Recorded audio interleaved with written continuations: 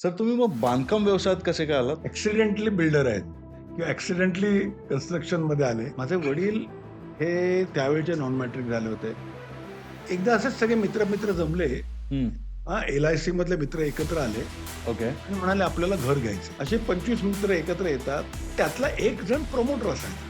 हं, हं, हं, हं, हं. त्या प्रमोटरची सगळी जबाबदारी असायची. तो प्रमोटर सगळ्याला जबाबदार असायचा. कोणीतरी त्यांची कंप्लेंट केली. ओके. पण ऑफकोर्स एक प्रकारे बघितलं तर इट्स अ बिझनेस. तिसरं, चौथं म्हणजे बिझनेस. हां. म्हणजे आता ही जी कंपनी आहे आपली, ती वडिलांनी फॉर्म केली? वडील मुंबईला असायचे, मी तिकडे असायचो, प्रोजेक्ट हां. सांभाळायचो. ती गोष्ट अशी होती, की एक दिवशी वडील आले होते व्हिजिटला. हं. ऐकता आणि कामचोर होता असं माझं म्हणणं होतं. जोरात ताट होऊन शिव्या-बिव्या घातल्या. पाठीमागे माझे वडील पण बोलले, मी मुद्दाम पण घातल्या. हां, कारण मला इम्प्रेस वाटलं करायचं आता की किंवा चला मी आपण किती कडक बघते. इकडे फार शहाणा झाला. तोपर्यंत माझं लग्न वगैरे झालं. मला मुलगी पण होती. ओके. तू फारच शहाणा झालाय, मोठा झालाय, हं. तुला शिंग फुटले. तर व्यावसायिक आयुष्यात अडचणी कोणत्या-कोणत्या आल्या? ग्राफ जो असतो ना हार्टचा, हां. तसा स्ट्रेट लाईन झाला तर तो डेथ असतो. देत होते. हां. पण तो असा वर खाली, वर-खाली वर खाली होतं. असेल तर इट्स हॅपनिंग.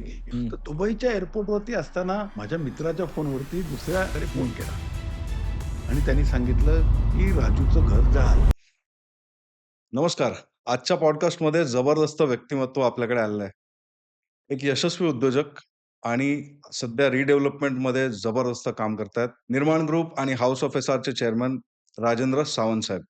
नमस्कार साहेब. नमस्कार. आपण माहिती घेऊया, की त्यांनी लहानपणापासून कसं आयुष्य जगलेत, काय-काय चॅलेंजेस त्यांच्या आयुष्यात आलेत आणि कसं ते जगले आणि आता कसं दुसऱ्या उद्योजकांना ते कशाप्रकारे मदत करतायत, सिमिलर तसंच आयुष्य जगण्यासाठी. आणि त्याच्यासोबत ते आता सध्या रिडेव्हलपमेंटमध्ये जबरदस्त काम करतात. तर आता आलेच आहेत, तर त्याच्याबद्दल पण त्यांना प्रश्न विचारूया. सावंत साहेब नमस्कार. नमस्कार. सर तुमचं बालपण कसं गेलं? अगदी बालपणापासून सुरुवात करताय, होय, होय. तर मला नेहमी असं मी लोकांना सांगतो, की बऱ्याच उद्योजकांचं बालपण असं गेलेलं असतं, फार स्ट्रगलमधून असं-तसं. म्हणजे म्युनिसिपालिटीच्या दिव्याखाली शिक्षण झालेलं असतं आणि काही मेणबत्तीत केलेलं असतं.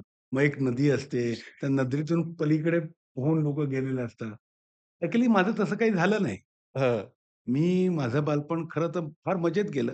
हां. मी चांगला अंधेरीला जुहू एरियात राहत होतो.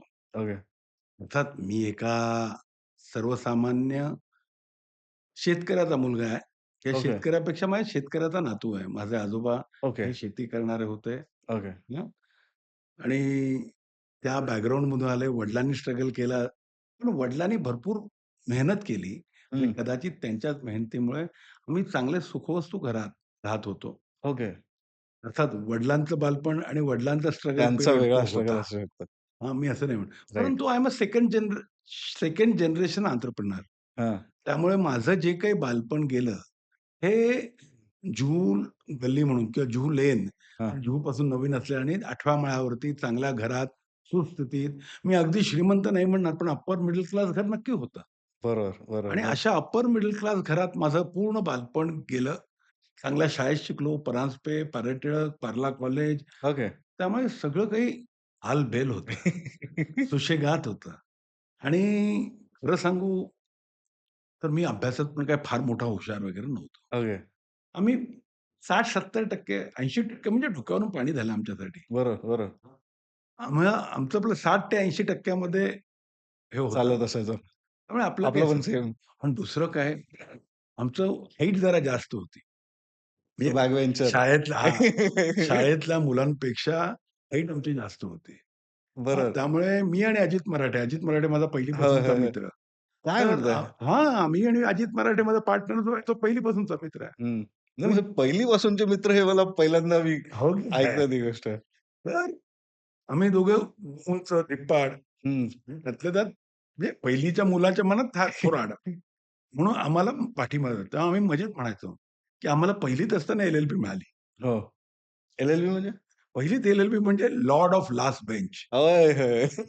Lord of last last bench. Bench. त्यामुळे आम्ही स्वतःला सांगायचो, की आम्ही लॉर्ड ऑफ लास्ट बेंच आहोत. एल-एल-बी पहिलीतच मिळाली. क्या बात है! ती शेवटपर्यंत टिकली. क्या बात है! क्या बात है! हां, आणि कारण उंचच उंच. आणि सगळीकडे ते उंचीने सगळे करणार आणि उंचीनुसार मागे बसवायचे. बसवणार.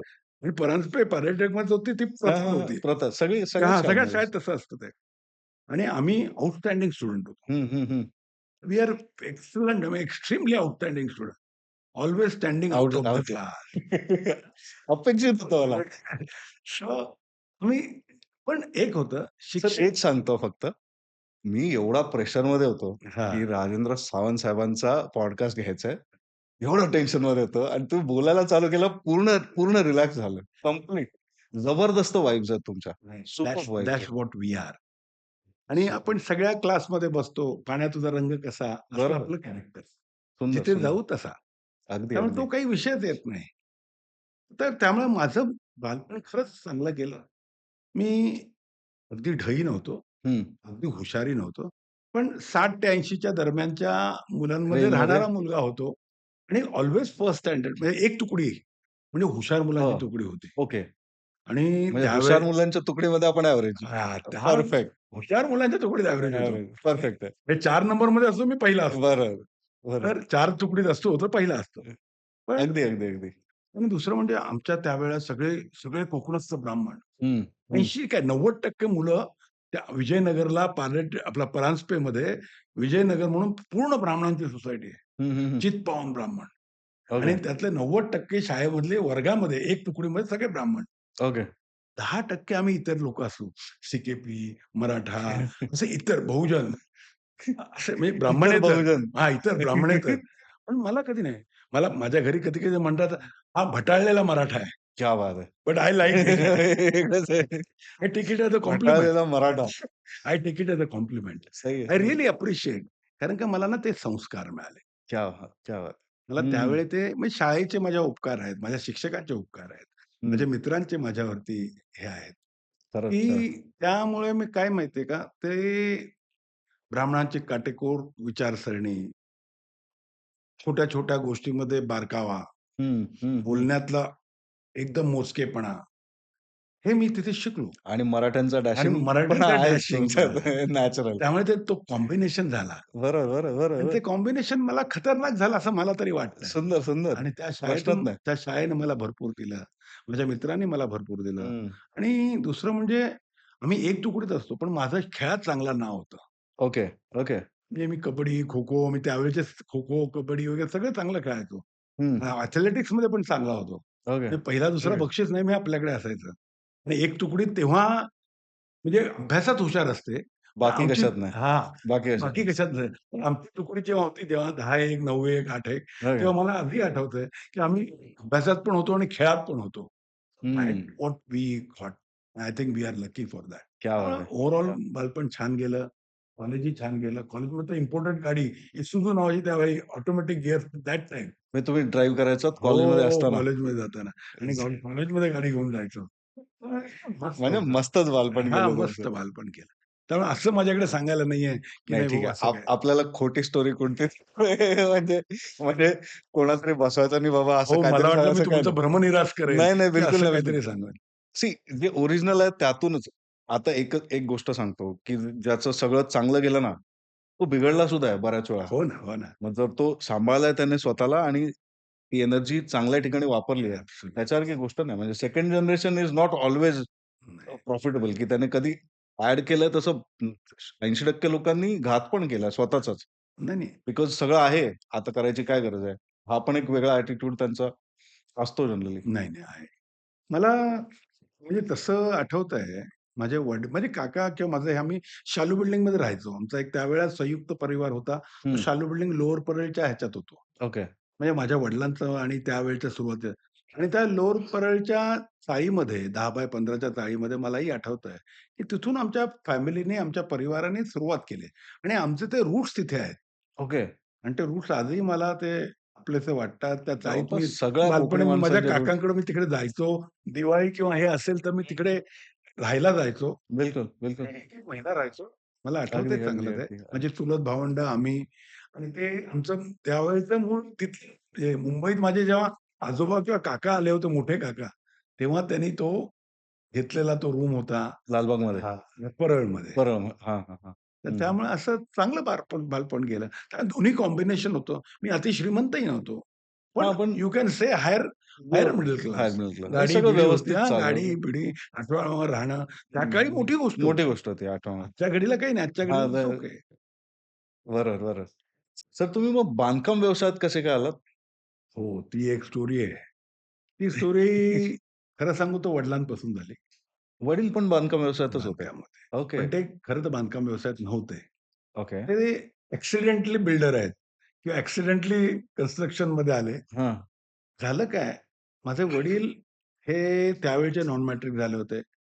हं. हां, रात्र शाळेत शिकून मोठे झाले होते. मी सांगितलं ओके. म्हणजे स्ट्रगल जी वडिलांनी केला होता. वडिलांनी केलं. मग नंतर एल-आय-सीत नोकरी लागली होती. हं, हं, हं. त्यावेळेला त्यांनी स्वतःच्या मेहनतीवरती हळू करत डेव्हलपमेंट ऑफिसर झाले. एल-आय-सीमध्ये. डेव्हलपमेंट ऑफिसर त्यावेळेला सॅलरीड होता. आता आता आता डेव्हलपमेंट नाहीये ऑफिसर आता. हो. सॅलरीड नाहीयेत. पण त्या काळी एल-आय-सीचं बघाल, तर ते हं. डेव्हलपमेंट ऑफिसर हे सॅलरीड लोकं सॅलरीड होते. होते. हं. आणि माझे वडील हे डेव्हलपमेंट ऑफिसर म्हणून काम करत होते. आणि डेव्हलपमेंट ऑफिसर म्हणून काम करत असताना त्यांनी एकदा असेच सगळे मित्र जमले. हं. एल-आय-सी मधले मित्र एकत्र आले ओके. आणि म्हणाले, "आपल्याला घर घ्यायचंय." पण त्या काळी बिल्डर फारसे नव्हते. खरंय, खरंय. त्या काळी फारसे बिल्डर नसायचे आणि मग ते काय करायचे त्यावेळेला सोसायटी फॉर्म व्हायची. असे 25 मित्र एकत्र येतात, आणि सगळेजण पैसे काढतात जमीन आणि घेताना प्रपोज बिल्डिंग सोसायटी त्या काळी फार चालायचं. हं. प्रपोज सोसायटी करायचे आणि प्रपोज सोसायटी करून मग त्या ह्याचं जागा घ्यायचे, कॉन्ट्रॅक्टर बघून कॉन्ट्रॅक्ट द्यायचे किंवा आर्किटेक्ट बघून प्लॅनिंग करायचे, पासिंग करायचं, अशा प्रकारे त्या सोसायटी बांधायचे. बरोबर. त्यातला एक जण प्रमोटर असायचा. हं, हं, हं, हं, हं. त्या प्रमोटरची सगळी जबाबदारी असायची. तो प्रमोटर सगळ्याला जबाबदार असायचा. म्हणजे उद्या काही झालं, तरी पण कॉन्ट्रॅक्टर नाही आला, सिमेंट नाही आलं, प्लॅन काम पास नाही अर्ध्यावर झाला, थांबलं काय झालं? काही कोण पळून गेला, पडला, झडला, काही झालं, तर धावून जाणार त्यांच्या त्या प्रमोटर. ग्रुपमधला तो प्रमोटर असायचा. ओके. बरं. माझे वडील त्यावेळेला हरहुन्नरी होते. तर हं. ते प्रमोटर म्हणून त्यांनी जबाबदारी स्वीकारली बरोबर. हं. आणि त्यांनी अशा प्रकारे एकत्र येऊन पहिली बिल्डिंग बांधली बिल्डिंग बांधली. आणि त्या काळी प्रघात होता, हं. की प्रमोटरला सगळा जो खर्च होईल, त्यातला हं. 8% खर्च त्याचा माफ व्हायचा. ओके. म्हणजे समजा प्रत्येकाने ₹100-100 काढले असतील हां. आणि सगळ्यांचे मिळून जर ₹1000 झाले असतील, त्याचे 8% ओके. म्हणजे 800 त्याचे जे ₹80 ₹80 आहेत, ते त्याला ₹80 भरायला लागले. म्हणजे त्याला ₹20 ₹20 त घर मिळालं त्याला स्वतःला. त्याला ₹20 घर मिळायचं. बरं. व्हेरी त्या गुड. 20% हां, घर हां. ठीक आहे. मिळायचं आणि त्यांचं घर त्याला म्हणजे जवळपास मोटिव्हेशन आहे ते करण्याचं. एक्झॅक्टली की त्याने व्हेरी एवढी धावपळ केली आहे. बरं. खूप प्रचंड त्यामुळे मेहनत आहे. 1% हा प्रमोटर कट असायचा हं, ऑफिशियल. हं, हं. व्हेरी त्याने गुड. हिशोब द्यायचा, सगळा हिशोब दिल्यानंतर त्यात जो झालेला खर्च आहे, त्यावरती 8% लावायचे आणि ते त्यांना मिळायचे. बिलकुल, बिलकुल. त्यांना हे काम आवडायला लागलं हां, आणि स्वस्तात घरं मिळायची. म्हणजे हां. मार्केटमध्ये जर ₹100 चं घर असेल, तर हे ₹50 त 50 मिळायचं. हां, बिकॉज दुसरा कोणच नाही त्याच्यात. काही फक्त मार्जिन नाही, काही जे असेल ते सगळं स्ट्रेट. आणि जमीन पण सरकारकडूनच इव्हन घ्यायची. तुम्हाला आश्चर्य वाटेल बाबुराव परांजपे स्कीम त्यावेळेला हे कोण प्रमोटर होते. होय का? तेव्हा लोकं बिल्डर्स एंड प्रमोटर असं लिहायचे. असं लिहायचे. हां, हां, हां. मग वडिलांनी एक बिल्डिंग केली. आत्तापर्यंत पण मी वाचलेल्या आहे अशा हां. गोष्टी. Builders end mostly promoters. Promoters हां, असतात हां. ना, प्रमोटर्स एंड बिल्डर्स. प्रमोटर्स असतात. प्रवर्तक म्हणतात हां, मराठीत हां. त्याला. हां, हां. Right, right, right. परंतु आजकाल प्रमोटर तेवढं आता सेल्फ डेव्हलपमेंटमध्ये परत चालू होईल. प्रमोटर सेल्फ चालू आहे. Development is the concept. खरं तेव्हा तेव्हा सेल्फ ते सेल्फ बिल्डिंग डेव्हलपमेंट असंच हां, असायचं. हां. मग दॅट Mahindra वॉज अ वगैरे बोरिवलीमध्ये होतं. बरेच ॲब्सोल्यूट कॉम्प्लेक्सेस बऱ्याच आहेत. ठिकाणी बरेच झालं. विशेष बँक ऑफ करून इंडिया ज्या वगैरे एअर पण इंडिया, एअर इंडियाचे एल-आय-सी येस, अशा येस. त्या मोठ्या प्रीमियर लीग, प्रीमियर पद्मिनी नावाची पद्मिनीवाली कंपनी तर त्या कुर्लाची. हां, तर त्या हां. ह्याच्यामध्ये असे भरपूर कामगार असायचे आणि त्या सगळ्या कामगारांचं युनियन लीडरच्या मार्फत असे ग्रुप केले जायचे बरोबर, आणि बरोबर. सोसायटी घेतली जायची. हं. वडिलांनी एक बिल्डिंग केली, दुसरी केली, तिसरी केली. वडिलांना फार मजा यायला लागली हां. आणि असं करता कोणीतरी त्यांची कंप्लेंट केली. ओके. कंप्लेंट काय केली? त्यावेळेला एल-आय-सीमध्ये बिझनेस करता यायचा नाही. हां. तुम्ही एल-आय-सीत नोकरी करता, तर तुम्ही दुसरा बिझनेस बिझनेस करू करू शकता. शकत नाही. ॲक्चुअली हा बिझनेस नव्हता. पण ऑफ कोर्स एक प्रकारे बघितलं तर इट्स अ बिझनेस. तिसरा, चौथा म्हणजे बिझनेस. हां. आणि म्हणजे मग लोकांच्या नजरेत बिझनेस हां. किती झालं तरी. त्यांनी काय केलं, सरळ रेझिग्नेशन टाकलं. कारण त्यांना लक्षात आलं, की हे पगारापेक्षा जास्त पैसे हे हे सरळ-सरळ सुटतायत. आणि मग त्यांनी अशा प्रकारे चालू केलं आणि मग हळू प्रमोटर्स एंड बिल्डर्स आणि अशा प्रकारे तो प्रोजेक्ट वाढत गेला हं. आणि असं बिल्डिंग बनत गेल्या. क्या बात है! आणि मग कॉन्ट्रॅक्टिंग, बिल्डर्स असं करत त्यांनी फार चांगलं काम केलं आणि आणि नंतर ते आणि स्वतः मग बिल्डर झाले जसे बाकीचे बिल्डर हो असतात. आणि त्यांनी बॅकवर्ड इंटिग्रेशन पण केलं. हां, हां, हां. बॅकवर्ड इंटिग्रेशन म्हणजे काय केलं?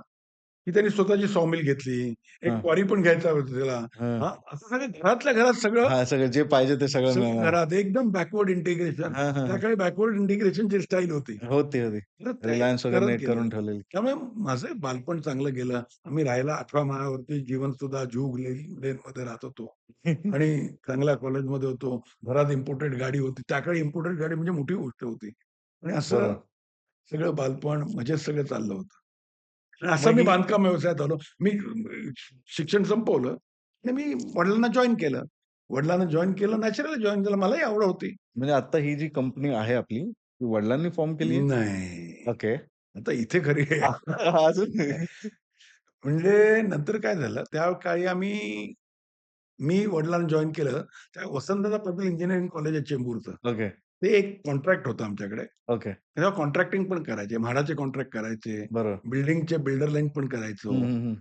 हं. आणि असं 3-4 पद्धतीने रेव्हेन्यू येत होता. सॉमिल्स होती. रेतीचे हे होतं. आता बरोबर, आजही आमचे आहेत रेतीचे बंदरं. जेट्टी म्हणतात त्याला रेती जेट्टी. बरोबर. हं, हं. असं सगळं घरातलं होतं. तर त्यातला एक कॉन्ट्रॅक्ट मला Raigad military school Mahad. Okay. काही कुंटे साहेब त्याचे चेअरमन होते. नानासाहेब पुरोहित. फार चांगली कन्सेप्ट होती. रायगड मिलिटरी स्कूल महाडला आहे.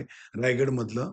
अतिशय छान 110 एकरचा मोठा परिसर. अतिशय मोठा कॉम्प्लेक्स. प्रोजेक्ट. त्या काळी 2 कोटीचा कॉन्ट्रॅक्ट होतं. हं, हं, हं. आणि ते 2 कोटीचं कॉन्ट्रॅक्ट वडिलांना मिळालेलं होतं. शाळा बांधायची होती. पण त्या ह्याच्यावरती मला पहिल्यांदा पाठवलं. ओके. तर मला वाटलं, की मला पाठवलं म्हणजे मी त्या प्रोजेक्टचा इन्चार्ज आहे. हो. आणि मी अशाच थाटात मस्त गाडी-बिडी घेऊन महाडला गेलो. हां. रायगड आमचं गाव आहे. महाडही माझं नेटिव्हच आहे. ओके. त्यामुळे मस्त मजेत होतो. मला वाटलं इथे मस्त हे वडील मुंबईला असायचे, मी तिकडे असायचो, प्रोजेक्ट हां. सांभाळायचो. सो इंटरेस्टिंग होतं. तर वडिलांनी मला फोन करून त्या काही ट्रंक कॉल असायचे. ते छोटे रिंगवाले फोन असायचे. ओके. मला फोन करून सांगितले, "प्रोजेक्ट इन्चार्ज नाही आहेस. प्रोजेक्टमधला supervisor, one of the supervisor आहे." ओके. तर मी म्हटलं, "ठीक आहे, सुपरवायझरचं बरं." पब्लिक तर इज्जत करतच होती. त्यांना माहिती होतं मालकाचा मुलगा आहे. हं, हं. त्यामुळे माझं बरं. तिथेही मजेत चाललं होतं. पण तेव्हा तिथे देवधर नावाचे इंजिनिअर होते. हं. प्रोजेक्ट इंजिनिअर आमच्या कंपनीचे. फार सज्जन माणूस, फार चांगला माणूस. त्याच्या हाताखाली मला बरंच शिकायला मिळालं. ओके. म्हणजे चावी म्हणजे काय? टोपी म्हणजे काय? मुंडा म्हणजे काय? मला पहिलं ते कन्स्ट्रक्शन माहीत मधलं. नव्हतं. Okay, okay. कारण का लोकल इंजिनिअरिंगमध्ये वेगळं हे आहे, थेरॉटिकल वेगळं असतं आणि आणि ॲक्चुअली प्रॅक्टिकल वेगळं असतं. बरं, ते लेबरला कळणारी भाषा हां. वेगळी आहे. त्याला लाफा, मुंडा, हं, हं, हं, हं. चावी. हं, हं, हं. मला वाटायचं चावी म्हणजे चावी असेल टोपी ते. म्हणजे ते मुंडा, चावी, पर्लिनला चावी म्हणायचे. असं हे वेगवेगळ्या प्रकारे हं. तिथे खऱ्या अर्थाने मी पहिला शिकलो आणि तिथे बरेच धडे घेतले आणि ते चालत होतं. अर्थात तिथे भरपूर एक इंटरेस्टिंग गोष्ट अशी होती, की एक दिवशी वडील आले होते व्हिजिटला. हं. ते फार कमी यायचे म्हणजे आठवड्यातून 1-2दा यायचे. ओके. आता वडिलांना दाखवण्यासाठी मी एकदम अलर्ट झालो. हं. तर सिमेंट अनलोड होत होतं. सिमेंट अनलोड होत होतं. बरोबर, एक 5-10 मजूर मध्यम वयाचे, ते वर 3ऱ्या माळ्यावरती सिमेंट चढवायचं होतं. बरोबर. ट्रकमधून आलं होतं आणि ते गरम असतं सिमेंट जेव्हा सिमेंट ह्याच्यातून येतं ना, त्या सिमेंट इटसेल्फ गरम असतं आणि ते खरं घेऊन वर एक माणूस होता त्यातला एक लेबर होता. 50शी मधला 50शी 60चा असेल. तर तो काय करायचा जायचा आणि कामचोर होता असं माझं म्हणणं होतं. तो वर 2ऱ्या माळावर जायचा, हं. एक गोणी टाकायचा आणि परत बसायचा. आणि बिडी-बिडी काढायचा, बिडी पीत बसायचा. हं. आता मला वाटलं साला हा नाही, नाही एक टाकतो वरती बाकीचे येतायत. हं, हं, हं, हं, हं. हं. तर तो जसा खाली आला तसा त्याला मी एकदम जोरात ताठ होऊन शिव्या-बिव्या घातल्या. अरे मी बापरे! म्हटलं, "हे काय?" पाठीमागून माझे वडील पण बघा मी मुद्दाम पण घातल्या. हां, कारण मला इम्प्रेस वाटलं करायचं आता, की की बाबा चला मी आपण किती कडक आहोत ते. आय कॅन वडील टेक काही बोलले चार्ज. नाही. हां, मला म्हटलं, की कसं पोरगा हां, लक्ष हां. ठेवतोय. बरं. हां, तर वडील काही बोलले नाही. मला म्हणाले, "इकडे ये." तेव्हा मी चांगला शर्ट पॅन्ट वगैरे जीन्स पॅन्ट वगैरे घातली होती. हां. शर्ट काढ. ओह! बनियनवर होतो आणि मला म्हणाले ते म्हणाले, "ह्याच्या डोक्यावर एक गोणी टाक." ओह! तर मी म्हटलं, "आता दाखवूया ते याला एवढं" कारण तेव्हा मी गबरू जवान होतो. मस्त हं, हं, बॉडी-बिडी हं, हं, जबरदस्त होती. हं. हं. मी ती डोक्यावर घेतली. आपल्याला ती लहान दिसते हे, पण ती 50 किलोची असते. असतं. बरोबर. तिला वजन असतं. बिलकुल. ते गरम असतं. सिमेंट फॅक्टरीमधून डायरेक्ट यायचे आणि ती वर चढवायला सांगितली मला. तिथे सगळे चढवतायत. अरे तर बापरे! मी म्हटलं काय लाज आहे, आपण पण टाकूया. हां, हां, हां. बाप से बेटा सरस आहे म्हणून. चॅलेंज. मी पण गेलो दुसऱ्या माळ्यावर, टाकली एक गोणी, हां. खाली आलो. मला वाटलं वडील खुश होतील. तर दुसरी दे. दुसरी केली. नंतर खाली आलो परत. तर म्हणतात तिसरी दे. हं, तर तिसरी चढवताना मात्र मला धाप लागली. हं. मग मला खरं खरं. कळलं, की त्याला वजन फार आहे. हां. बरोबर, हां. बरोबर. आणि मग टाकत तिसरी टाकली आणि खाली आलो, तेव्हा मात्र घामाघूम एकदम झालं. एम्पॅथीवाला विषय शिकवला त्यांनी प्रॅक्टिकली. तर ते हां. म्हणाले, "इथे बोलून ओरडणं सोपं आहे. अरे बापरे! तू कधी ते काम करून बघ." दुसऱ्याला जेव्हा आपण सांगतो ना, की बाबा 50 बॅगा चढव, तो 60 वर्षाचा 50-60 वर्षाचा म्हातारा आहे. तू 21-22 वर्षाचा तरुण आहेस. आणि तुझी तुला नाही. बॉडी-बिडी जबरदस्त आहे. तुला 3 ह्याच्यात धाप लागली. तेवढा काम करायच्या आधी ना, तुला काम किती वेळेत निघतं आणि त्या कामामागे काय कष्ट आहेत, हं. हे तुला कळलं पाहिजे. क्या बात है! आय रिअली अप्रिशिएट आणि मला त्या दिवसापासून कळलं. तिथपासून मी बारीक-बारीक मी सिमेंट प्लास्टर कसं मी स्वतः सिमेंट प्लास्टर करू शकतो तेव्हा. हं, हं, हं. हल्ली आता हं. जमेल की नाही माहीत नाही. हां, ठीक पण त्या आहे. काळी तेवढं सगळं करत होतो आणि तेव्हा ती ओढ होती, तेव्हा ती मजा होती. हं, हं, हं. पण मला तिथे कळलं की नक्की बारकाईत जायचं, डिटेल्डमध्ये जायचं आणि there what I learned okay. That was the learning phase. हो, म्हणजे जबरदस्त विषय हा. वडील वडील आमचे फार स्ट्रिक्ट होते. आम्ही हं. त्यांना रॉयल बेंगॉल टायगरच म्हणायचो. ओके. हिटलरचा दुसरा अवतार आहे एकदम स्ट्रिक्ट. कारण त्यांनी झिरोतून हिरो झाले होते. हां, हां, हां. नाही आणि त्यांना ह्या सगळ्या गोष्टींची जाण होती. जाण प्रत्येक होती, छोट्या-छोट्या जाण होती. गोष्टींची. बारीक-बारीक गोष्टींची हो, हो, हो. आणि त्यांना असं वाटायचं मुलं बिघडतील म्हणून आम्हाला ते दमातच ठेवायचंय. बिलकुल, बिलकुल. नाही, नाही, ते चांगली गोष्ट झाली चांगली असं म्हणूया गोष्ट आपण. होती. येस. हां ना, नाहीतर काहीतरी चुकीचं पण घडतं. हो, हो, हो. ओके. निर्माणची काय स्टोरी आहे? ते कधी सुरू निर्माणची झालं? स्टोरी काय सुरू झालं? एक नंतर काय झालं ते एक कॉन्ट्रॅक्ट करत होतो. रायगड मिलिटरी स्कूलचं कॉन्ट्रॅक्ट करत होतो. रायगड मिलिटरी स्कूलचं कॉन्ट्रॅक्ट करताना आमचे बरेचसे पेमेंट थकले. त्या काळी 30 की 40 लाखाची बिलं थकली होती हं. आणि त्या काळी 30 ते 40 लाख रुपये मोठी अमाउंट मोठी होती अमाउंट होती. हं, आणि ते 30 ते 40 लाख रुपये येत नव्हते. मला लेबरला पेमेंट नव्हतं. मला मटेरियलला मी उधारी झाली होती. हं, लोकं येऊन साइटवरती डोकं खात होती.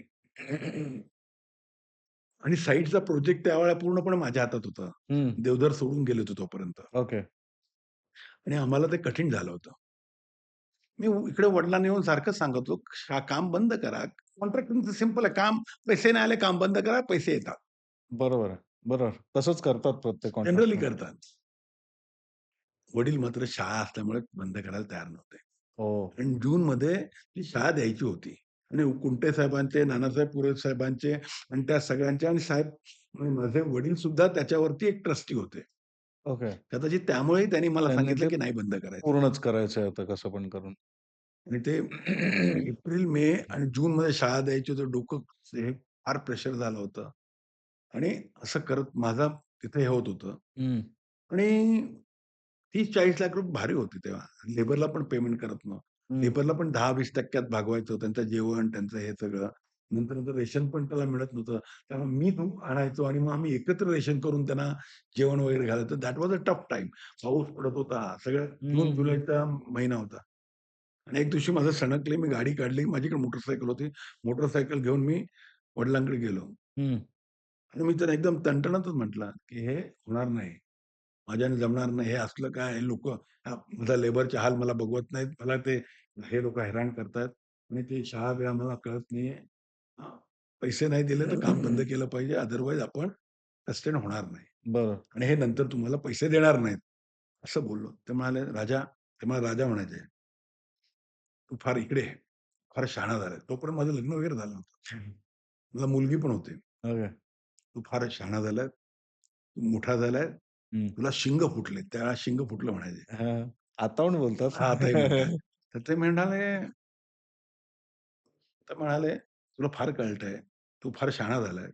आजपासून तुझं तू बघायचं. अरे बापरे! ओके. हां, तुझा बिझनेस तू कर. तुला फार कळतं ना. हं, तुला आता शिकवलंय तू जा."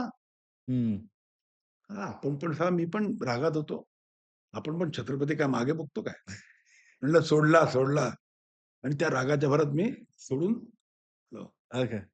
जाताना ते म्हणाले, "सोडलं म्हणजे सगळं सोडलं ओह!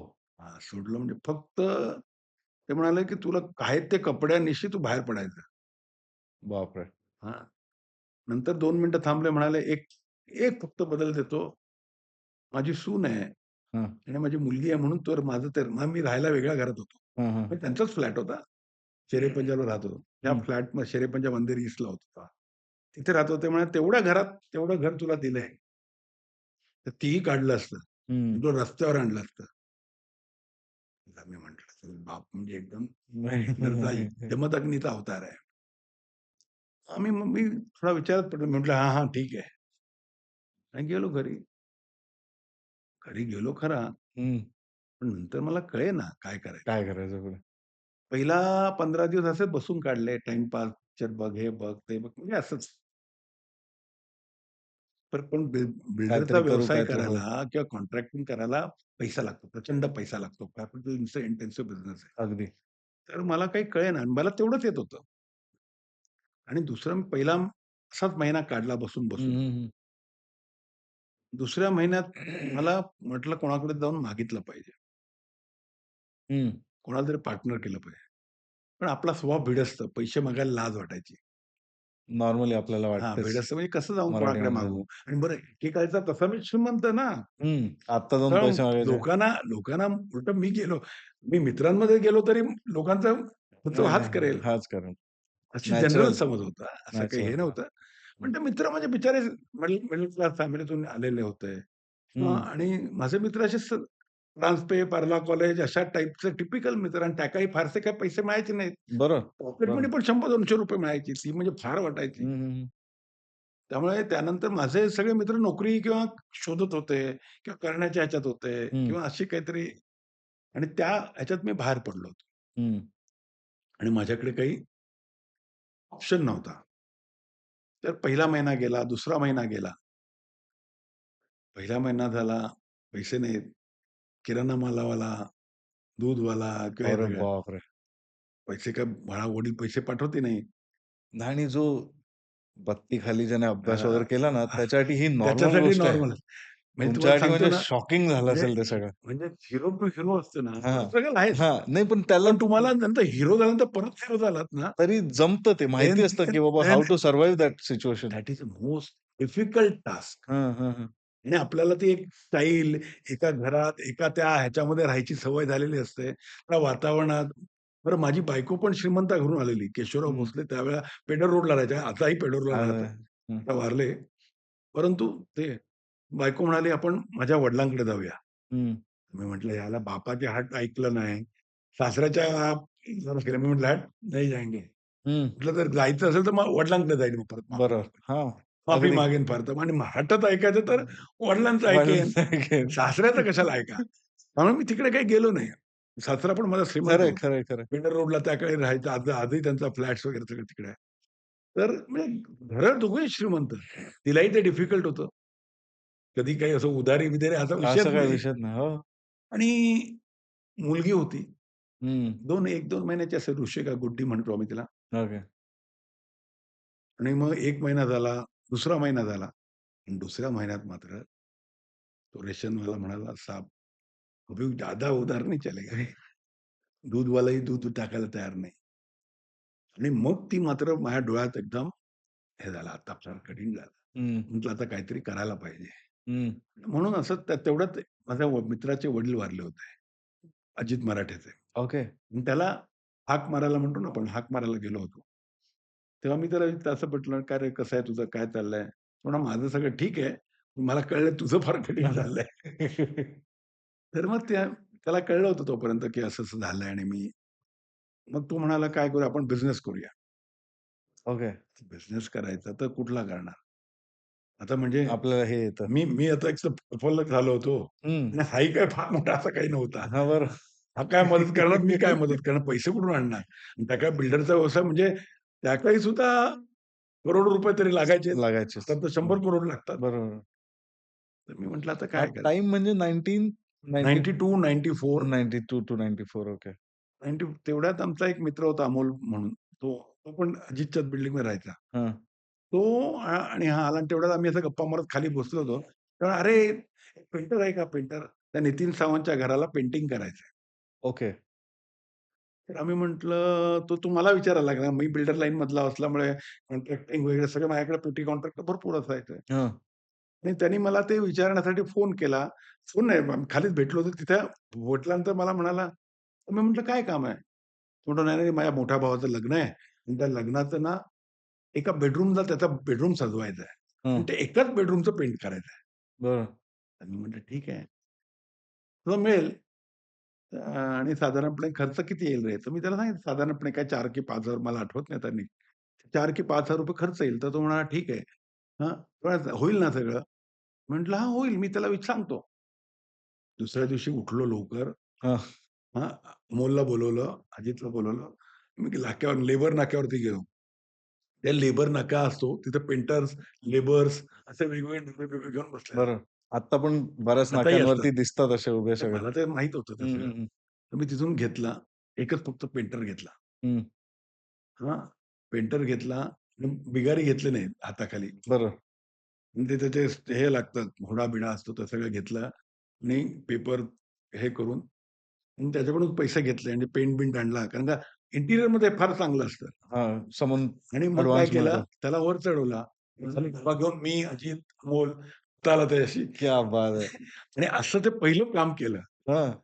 पहिल्या कामातून आम्हाला जे काही ₹1000-500 सुटले, त्याच्यातून माझं घरातलं पहिलं सामान आलं. अरे बापरे! दॅट वॉज अ हां. Turning point. पण एक चांगलं झालं त्यातून.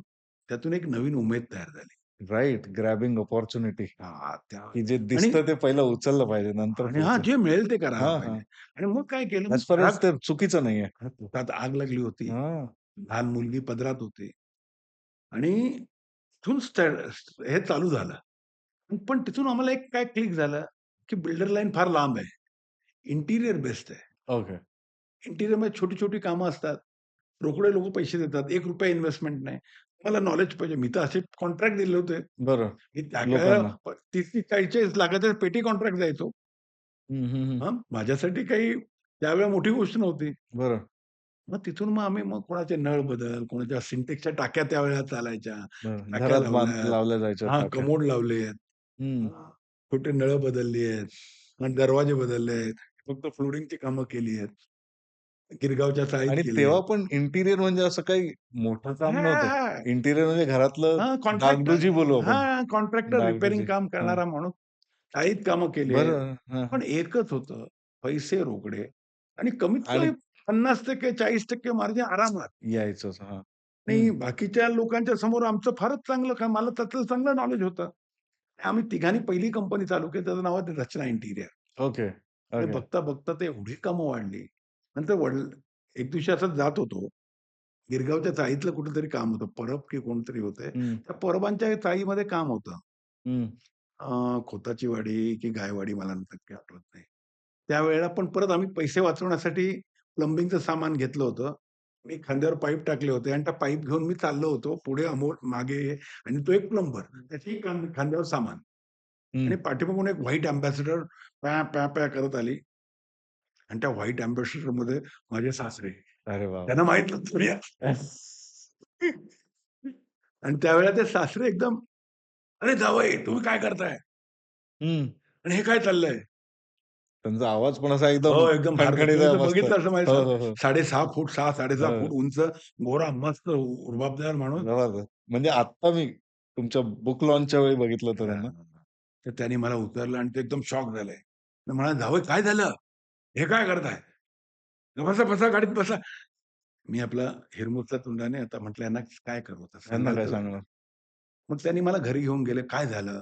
तर मग सांगितलं, की असं-असं भांडण झालं, असं झालं. मग आता आम्ही असं वेगळं करतोय. माझ्या मुलीने मला सांगितलं नाही. त्यानं असेल सांगितलं. मीच हं, सांगितलं, "तू नको सांगू." आणि मग ते एकदम शॉक. पण त्यांना ते आवडलं. त्यांना ते पहिलं भावलं मनाला. ते काय म्हणाले माहिती आहे? "अरे वाह! हां, मराठ्यांचा हे आहे खरा शोभतोस खरा." हं, हां, की बचेंगे तो और भी लढेंगे. म्हणलं हे स्पिरिट पाहिजे, डायहार्ड स्पिरिट पाहिजे. आणि मला त्यांनी हं. अप्रिशिएट केलं नावं ठेवण्यापेक्षा. आणि ते लगेच माझा हात धरला आणि म्हणाले, "चल." ते त्यावेळचे रिटायर्ड झालेले बारावकर साहेब म्हणून होते, शिवाजीराव बारावकर. त्यावेळी हं, आय-जी होते ते. डायरेक्टर जनरल पोलिस किंवा इन्स्पेक्टर जनरल ऑफ पोलिस होते आणि त्यांच्या घराचं नवीन घर घेतलं होतं हं. आणि त्या नवीन घराचं काम होतं. ओके. ते काम त्यावेळेला 25 की 30 लाखाचं होतं. हं, आणि ते घेऊन गेले म्हणाले, "हां, बारावकर साहेब, हा माझा जावई आहे. हा इंटिरियरचं काम करतो. हा खरा बिल्डर आहे. हां, तर हा इंटिरियरचं काम हं. करतोय आणि तुम्ही जे काम त्या दुसऱ्याला देणार आहात ना, ते ते न देता माझ्या मला जावयालाच दिलं पाहिजे. काय तुमचा त्याचा जो रेट असेल, तो हा करेल." हं. आणि खरोखर त्याच्या इंटिरियरवाला इंटिरियर मोठा मोठा माणूस होता. त्याने 25 माझ्या हिशोबाने ते 15-20 लाखाचं काम होतं. त्याने 25 की 30 लाखाचं कॉन्ट्रॅक्ट दिलं होतं. बरं. ते म्हणाले, बारावकर साहेब म्हणाले, "दिलं." आणि ते सेम टू सेम कॉन्ट्रॅक्ट मला मिळालं ओके. आणि जगच बदललं. हं, त्यानंतर मला चांगली कामं मिळत गेली. वॉर्डन रोड, नेपेन्सी रोड तिथे ऑफिस थाटलं. वॉर्डन रोडला ऑफिस थाटलं. हं. त्यावेळेला त्यावेळेला second hand Premier Padmini 118 NE यायची. ओके. 118 एनी नावाची गाडी तुम्हाला माहीत आहे की नाही मला माहीत नाही.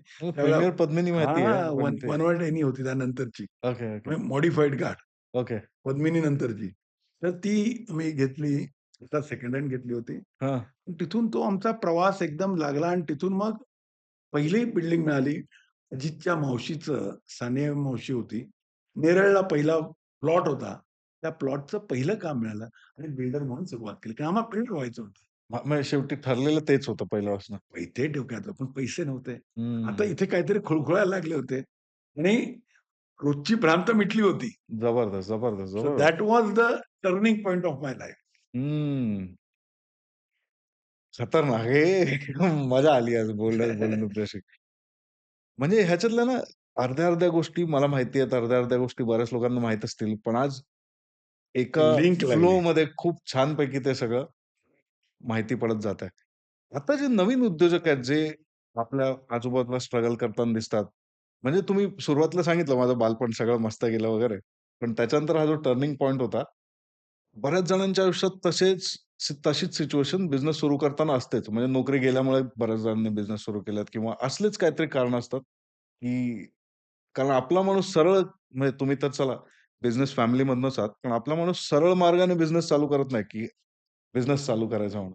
काहीतरी गडबड झाली म्हणूनच त्याचं कुठेतरी सुरू होते आणि त्याच्यानंतर मग ती मोठी होते नाहीतर संपते व्हॉटएव्हर. आता ही जी लोकं स्ट्रगल करतायत, त्यांना मदत करण्यासाठी, त्यांना सपोर्ट करण्यासाठी तुम्ही काय करताय आता सध्या? नाही ॲक्चुअली तो हे आता करायला लागलो. हां, ही सगळी नाटकं नंतर समजतात. हां. पण सुरुवातीला माझं खरं सांगू मी जरी बिल्डर झालो, तर हं, पहिली बिल्डिंग झाली हं. आणि पहिली बिल्डिंग त्यावेळेला नेरळला बांधली होती. ओके. तर दुसरी बांधली, तिसरी बांधली आणि बघता-बघता निर्माण नगरी तयार झाली ओह! आणि अशा बघता-बघता 3 टाउनशिप झाल्या. येस, नेरळमध्ये नेरळ फक्त. स्टेशनला उतरल्यानंतर ते निर्माणच दिसतं पूर्ण, हां. ते ते कंप्लीट. कारण का तिथून माझी खरी सुरुवात आहे. पण तेव्हा तेव्हा पण आमचं पॅशन आणि हं. तिथे काही फार मोठं मार्जिन नव्हतं. मग मुंबईत आलो. मग बोरिवलीला बांधलं, जोगेश्वरीला बांधली, कांदिवलीला बांधली, मालाडला बांधली, मुलुंडला बांधली आणि मग अरे बापरे! मग मात्र मोठं चालू झालं आणि बघता-बघता निर्माण प्रचंड वेगाने पसरायला लागली. हं, हं, हं, मी, हं, हं. अजित, आम्ही अमोल आणि इंटिरियर कंपनी पण होती. सगळं जोरात चाललं होतं. हं. आणि एकेकाळी माझ्याकडे 150 लोकं कामाला होती. बरोबर. हं, 150 लोकं, 10,000 स्क्वेअर फीटचं जुहू लेनमध्ये ऑफिस आणि जवळपास 28 प्रोजेक्ट होते. हं. 3 ते 4,000 कोटीचे प्रोजेक्ट होते. आणि असं सगळं ते चालू होतं आणि त्यावेळेला मला असं वाटलं, की आपण काहीतरी वेगळं करायला पाहिजे. ओके. पैशाच्या मागे न लागता काहीतरी वेगळं करायला पाहिजे. म्हणजे बाकी तर घडतंच आहे सगळं. म्हणजे नाही, ते पण पैशाच्या काय झालं बिझनेसच्या मग बाबतीत. थोडा स्ट्रेस वाढला, हं. लाईफस्टाईल बदली झाली. थोडं म्हणजे रोजच कॉम्पिटिटिव्ह नाही हां, राहतं. कॉम्पिटिशन, मजा, पार्ट्या, हे ते एका वेगळ्या दुनियेत गेलो. हं, थोडंसं यश डोक्यात पण गेलं असेल कदाचित. आणि त्यानंतर काय झालं, की आम्हाला थोडं जाणवायला लागलं आणि त्यावेळेला हं. नंतर आम्ही कुठेतरी थांबायचं ठरवलं आणि त्यावेळेला द्यायला सुरुवात करायचं असं ठरवलं. आणि ते देण्याचं जी गोष्ट आहे ना, तेव्हा आम्ही ते आर्ट ऑफ लिव्हिंग नावाचा एक कोर्स होता. तुम्हाला माहिती आहे की श्री, श्री नाही श्री, हं. रविशंकरांचं. श्री हां. रविशंकरजींचा आणि त्यांचा ना एक बेसिक असतो, एक फाउंडेशन की बेसिक म्हणतात. नंतर एक आणखीन एक असतो. नंतर ना ॲडव्हान्स कोर्स असतो. हं, त्याच्यात मौन व्रत वगैरे धरायचं असतं. हं. आणि माझी दोन्ही मुलं त्यांच्याच शाळेत आहेत. क्या बात है! हां. आणि त्या इथे गेलो आणि तिथे ना मौन व्रत असतं. ते ॲडव्हान्स कोर्स करायला ऋषिकेशला गेलो होतो आम्ही. ओके. गुरुजींबरोबर तेव्हा वेळेला भेटेल म्हणून. हां. मी भरपूर केलं. मी पूर्ण जवळपास करिक्युलम केलाय हं. यांचा आर्ट ऑफ लिव्हिंगचं. आर्ट ऑफ लिव्हिंगचा. तिथून नंतर मला जरा ते वेगळं जाणवलं. हं. तिथे गेलो आणि तिथे ना एक मौन व्रत असतं. मौन व्रत 3 दिवसाचं मौन व्रत धरायला लागतं. ओके. 2 की 3 आठवड्याचा कोर्स असतो. म्हणजे मौन व्रत झाल्यानंतर ना, त्या मौन व्रतमध्ये मला अनकम्फर्टेबल झालं.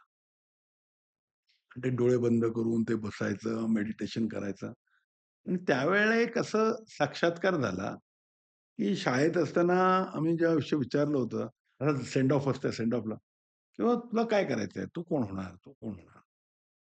आणि त्यावेळेला मग असंच माझ्या मित्रांमध्ये असं बसून उत्तर दिलं होतं, की माझ्याकडे जर ना ₹1,00,00,000 आले, तर मी काय करेन?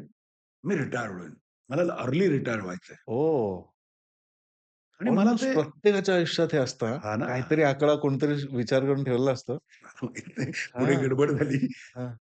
तर मला ते आठवलं आणि मला ते मी देवाला म्हटलं होतं, की मला ₹1,00,00,000 फक्त दे. हो, आणि हो. त्या काळी काय होतं माहिती आहे, 1,00,00,000 वरती 2% व्याज यायचं. हां. 2% ₹2,00,000 हां, हां, हां. हं. ₹2,00,000 महिन्याला महिना. इन्कम येणार. आणि म्हटलं एवढा तर आपण हुशार आहोत, बरं. की व्याजाने जरी दिले तरी 2% मिळतील. हं. ₹2,00,000 महिने कशाला म्हणतात? तेवढं झालं की आपण रिटायरमेंट घेणार. रिटायर. आणि तसं मी देवाला पण सांगितलं होतं. हं. आणि मला ते ना चला त्या मौन व्रत बसावं माहीत नाही काय झालं. ठेवलं आणि मला असं अचानक वाटलं, की आपण आता सगळं सोडून द्यायचं. अरे बापरे! अजितशी पण बोललो.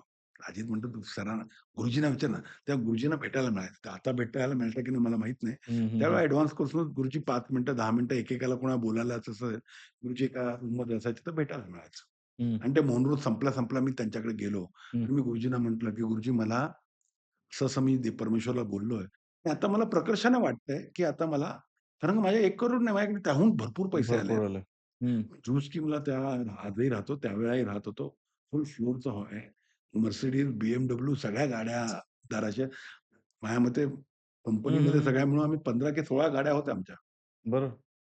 आणि म्हटलं, की आता हे सगळं आहे. हां, 3,000 स्क्वेअर फीट 3,000 करोडची त्यावेळचे प्रोजेक्टिंग साइन प्रोजेक्ट होते. हं, हं. म्हटलं आणखीन काय पाहिजे झालं आयुष्यात? बिलकुल. 150 लोकं काम करतायत. म्हटलं लेट्स स्टॉप इट. हं. तर गुरुजींकडे गेलो. गुरुजींना म्हटलं, की "गुरुजी, मी हे सगळं थांबवतोय. थांबवतो हं, आणि मला आता रिटायर्ड व्हायचंय." हं. हां. ते म्हणाले, "काय झालं?" असं अचानक थांबवणं बरोबर नाहीये. त्यांना माहीत होतं माझं बॅकग्राऊंड म्हणजे हं, अगदी हं, काय हं. एवढं डिटेल नाही. पण त्यांना माहीत होतं, की हा व्यवस्थित हे आहे आणि माझं वय किती तेव्हा 30च्या आसपास 30-40 35 असेल. ओके.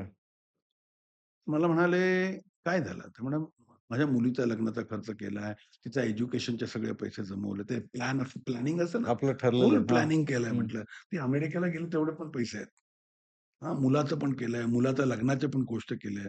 त्याच्याही रिटायरमेंटची प्लॅनिंग केलंय. माझ्या रिटायरमेंट, माझ्या बायकोची रिटायरमेंट सगळं प्लॅनिंग आहे. आता काय पाहिजे? हं. बरोबर, बरोबर. आता म्हटलं, "आता मी थांबतो." हं. तर गुरुजी म्हणाले, "हं, पण तू फार स्वार्थी आहे." तर मला वाटलं गुरुजी माझी पाठ बापरे! थोपटतील. मला काय वाटलं गुरुजी पाठ थोपटतील, की चला आता हा डोनेट करतोय हां. किंवा काहीतरी लोकांच्यासाठी मी खर्च करणार. मी माझं आयुष्य पूर्ण याला देतो असं सांगितलं. हं. तर ते म्हणाले, "तू स्वार्थी आहेस." मला शॉक बसला. म्हटलं, "स्वार्थी कसा काय? मी तर आता हां, मग मी निस्वार्थाच्या बाजूने चाललोय. तुम्ही स्वार्थी हां, म्हटलं." हां, हां. खरं तर आहे. त्याने मला एक गोष्ट सांगितली, मजेशीर गोष्ट आहे. ओके. आता पटेल, नाही पटेल त्यावेळेला मला पटली. अगदी, अगदी. तर त्याने मला सांगितलं एक मग जुनी स्टोरी सांगितली. ती म्हणे एक एक ब्राह्मण असतो एका हं, गावात. आटपाट नगरी असते. त्या आटपाट नगरी एक सुंदर ब्राह्मण असतो. त्याची फॅमिली असते हं. आणि अतिशय सोज्वळ ब्राह्मण असतो. अतिशय दयाळू, अतिशय चांगला, अतिशय काटेकोर राहणारा, हां. हां, अतिशय नियमाप्रमाणे सोवळ्यात राहणारा असा ब्राह्मण असतो. हं, आणि त्या राजा असतो, त्या राज्यात तो राहत असतो. हं. तर एक दिवशी संध्याकाळची वेळ असते. तर तो ब्राह्मण त्याला एकदा ना संध्याकाळच्या वेळेला ती लक्ष्मी जाताना दिसते. हां. हं. तर लक्ष्मीला बघितल्यानंतर हा सत्वशील असतो, सत्यवान असतो. हं, त्यामुळे तिला तर ती लक्ष्मी दिसते आणि ती अशी चालत-चालत पुढे चाललेली त्या घरावरून पुढे जाते. हं, त्यामध्ये जाऊन थांबवतो आणि म्हणतो, "लक्ष्मी, हां, तू कुठे चाललीस? हं, संध्याकाळची वेळ आहे वस्ती." ती म्हणे, "नाही, मी राजाकडे चालले वस्तीला." तर तो म्हणाला, "तू राजाकडे का चालली वस्तीला? तू माझ्या घरात राहा." हं, तो राजा दारू पितो, मटण मच्छी खातो, शिकार करतो. हं, हां, हं, हं, हं, हं, मी सोहळ्यात राहतो. हं. मी आतापर्यंत असं काही असं चुकीचं केलं नाही. चुकीचं काही केलेलं नाही. हं, हां, तरी मग तू माझ्याकडे न राहता संध्याकाळी वस्तीला तू त्याच्याकडे का जातेस? हं, ती लक्ष्मी जे उत्तर देतं, गुरुजी म्हणाले, ती लक्ष्मी त्याला सांगते, की समजा मी तुझ्याकडे राहिले, हं. तर काय होईल? तर तुझं कल्याण होईल, तुझ्या मुलांचं कल्याण होईल आणि तुझ्यापुरतंच राहील. ओह! पण मी त्या खरंय. राजाकडे गेलोय. तर राजा भले काही करत असेल, पण तो तुला माहिती आहे का, तो मोठा दानशूर आहे. मग त्याच्याकडे गेल्यानंतर पूर्ण जगाचं कल्याण होतं आणि म्हणून मी त्या राजाकडे जाते. क्या मी बात है! नेहमी राजाकडे का राहते? कारण का त्याच्यातून ते लोकांपर्यंत कसं पोहोचेल, ते गोरगरिबाला कसं मिळेल यासाठी. ते राजा बघत असतो नॉर्मली. ते म्हणा जेव्हा हं, तू म्हणालास, की माझी 2च मुलं आहेत. हं, त्या 2 मुलांचं सगळं केलेलं आहे. हं, म्हणजे तुझा आता औरा वाढला आहे. तुला लक्षात आलं, की त्याच्यापेक्षा जास्त तुझ्याकडे लक्ष्मीने दिलेलं आहे. तर ते तुझं नाहीये. तू हं, एक काम हं, कर, हं, हं, हं, जाऊन हं, हं. 25 मुलं आणखीन दत्तक घे. ओह! तर आज मला 27 मुलं आहेत. क्या बात है! हां. आणि क्या ॲज बात अ है! कंटिन्युअसली माझे 27 मुलं माझ्याकडे गॉड आहे. Bless you. मी अनाथ आश्रममध्ये त्यांनी मला सांगितलं, कुठलाही अनाथ आश्रममध्ये घरात नाही आणलं तरी चालेल. पण त्या 25 मुलांचा खर्च तुला करायचा आहे. आणि तुला लक्षात येईल, की तुझा आणखीन करायचा आहे. आणि मग म्हणाले, की तुझा नंतर तुझं फॅमिली, मग तुझे चुलत भावंड, तुझा परिवार, मग तुझं गाव, हं. मग तुझा समाज आणि मग देशासाठी. याला म्हणतात ऑरा वाढवणं. काय माहिती माझा एक ऑरा आहे. म्हणजे मी राजेंद्र सावंत म्हणून मला पहिलं बघितलंच पाहिजे. खरंय, स्वार्थातूनच परमार्थ होता. त्यामुळे खरं. मला खरंय, बघितलं खरंय, खरंय, पाहिजे खरंय. हं, आणि हं, ते मी हं, बघितलं. हं, मला पाहिजे तेवढं परमेश्वराने दिलं. हं, नंतर माझ्या मुलाला, माझ्या बायकोला, माझ्या सगळ्यांना दिलं हं, आणि तेही उतू लागलं. तर ते मी माझ्या चुलत भावंडांना आणलं. चुलत भावंड, माझे नातेवाईक, माझी भावंड असं सगळं माझ्या लोकांपर्यंत पोहोचवलं. नंतर तरी सुद्धा राहतंय असं लक्षात आलं, तर मग मी काय केलं, मी माझ्या गावचा अध्यक्ष झालो. मग छोटंसं गाव आहे, सापे ग्राम सुधारणा मंडळ, हं, महाडमधलं. ते गाव त्याचा अध्यक्ष झालो. 10 वर्ष त्याची सेवा केली. हं, हं, जे काही माझ्या परीने जमलं ते गावासाठी केलं. हं. नंतर लक्षात आलं, की आणखीन करायला पाहिजे. मग मी मराठा समाजाचा काम करायला लागलो. मराठा बिझनेसमॅन फोरम म्हणून फोरम. समाजाचं काम करायला लागलो. बरोबर, आजही मी बरोबर. काम ते करतोय, मराठा करताय. Businessman forum. Right, right. आणि समाजाचं काम घेतलं. हं. माहीत नाही देशाचं मिळेल की नाही, माहीत नाही राज्याचं मिळेल की नाही. पण तो खरंय. करणारा, देणारा तो आहे. त्यामुळे काम करणं थांबवू नकोस. अगदी. रिटायरमेंट घेणं हा काही अगदी, अगदी, अगदी. So that was my learning and that's how I bring in. आणि मग मी राइट, ते राइट, करायला राइट. लागलो आणि मग मराठी समाजासाठी काम करायला लागलो. अगदी. आणि तिथून सुरुवात झाली, की माझ्या मनात असं ठरवलं, की मराठी समाज हा अग्रेसर, उद्योजक समाज, जसं गुजराती, मारवाडी किंवा सिंधी समाज म्हटलं, की श्रीमंत समाज, समृद्ध समाज म्हणून म्हटला जातो. हं, मला मराठी समाज हा सुसंस्कृत, समृद्ध हं. आणि व्यापारी पैशाने असा सुदृढ आहे. सुदृढ असला पाहिजे. आर्थिक सुदृढ, हं. सुसंस्कृतपणा असा तो झाला पाहिजे आणि क्या बात है! देशातला गतिमान आणि त्यासाठी मराठी माणसाला उद्योजक बनवण्यासाठी मग आम्ही हे सगळं चालू केलं. क्या बात है! आपल्या वाइब्स भरपूर मॅच होतायत ह्या म्हणजे ॲब्सोल्यूट. प्रत्येक शब्द जो तुम्ही बोलताय, तो माझ्या डोक्यात एक्झॅक्ट रिफ्लेक्ट करतो. एक्झॅक्ट म्हणजे त्याच्यामध्ये बिलकुल गॅप नाहीये. जबरदस्त. सर तुम्ही मेंटॉरिंग सुद्धा करता असं म्हणजे मला माहिती मिळाली आहे. काय त्याच्याबद्दल झालं, थोडंसं सांगा ना, म्हणजे ते कधीपासून सुरू झालं? मी आणि अजित मराठे हं, आम्हाला असं लक्षात आलं आणि हा एक अभ्यास आहे. अभ्यास म्हणजे काय माहिती का, की आम्ही काही त्याचा विशेष करून माझं काय झालं, मी मराठा समाजातून येतो. हं. 96 कोळी मराठा बरोबर. हां आणि असं मिशीला ताव देऊन वगैरे आम्हाला असं आवडतं. परंतु हे बोलणं ठीक आहे.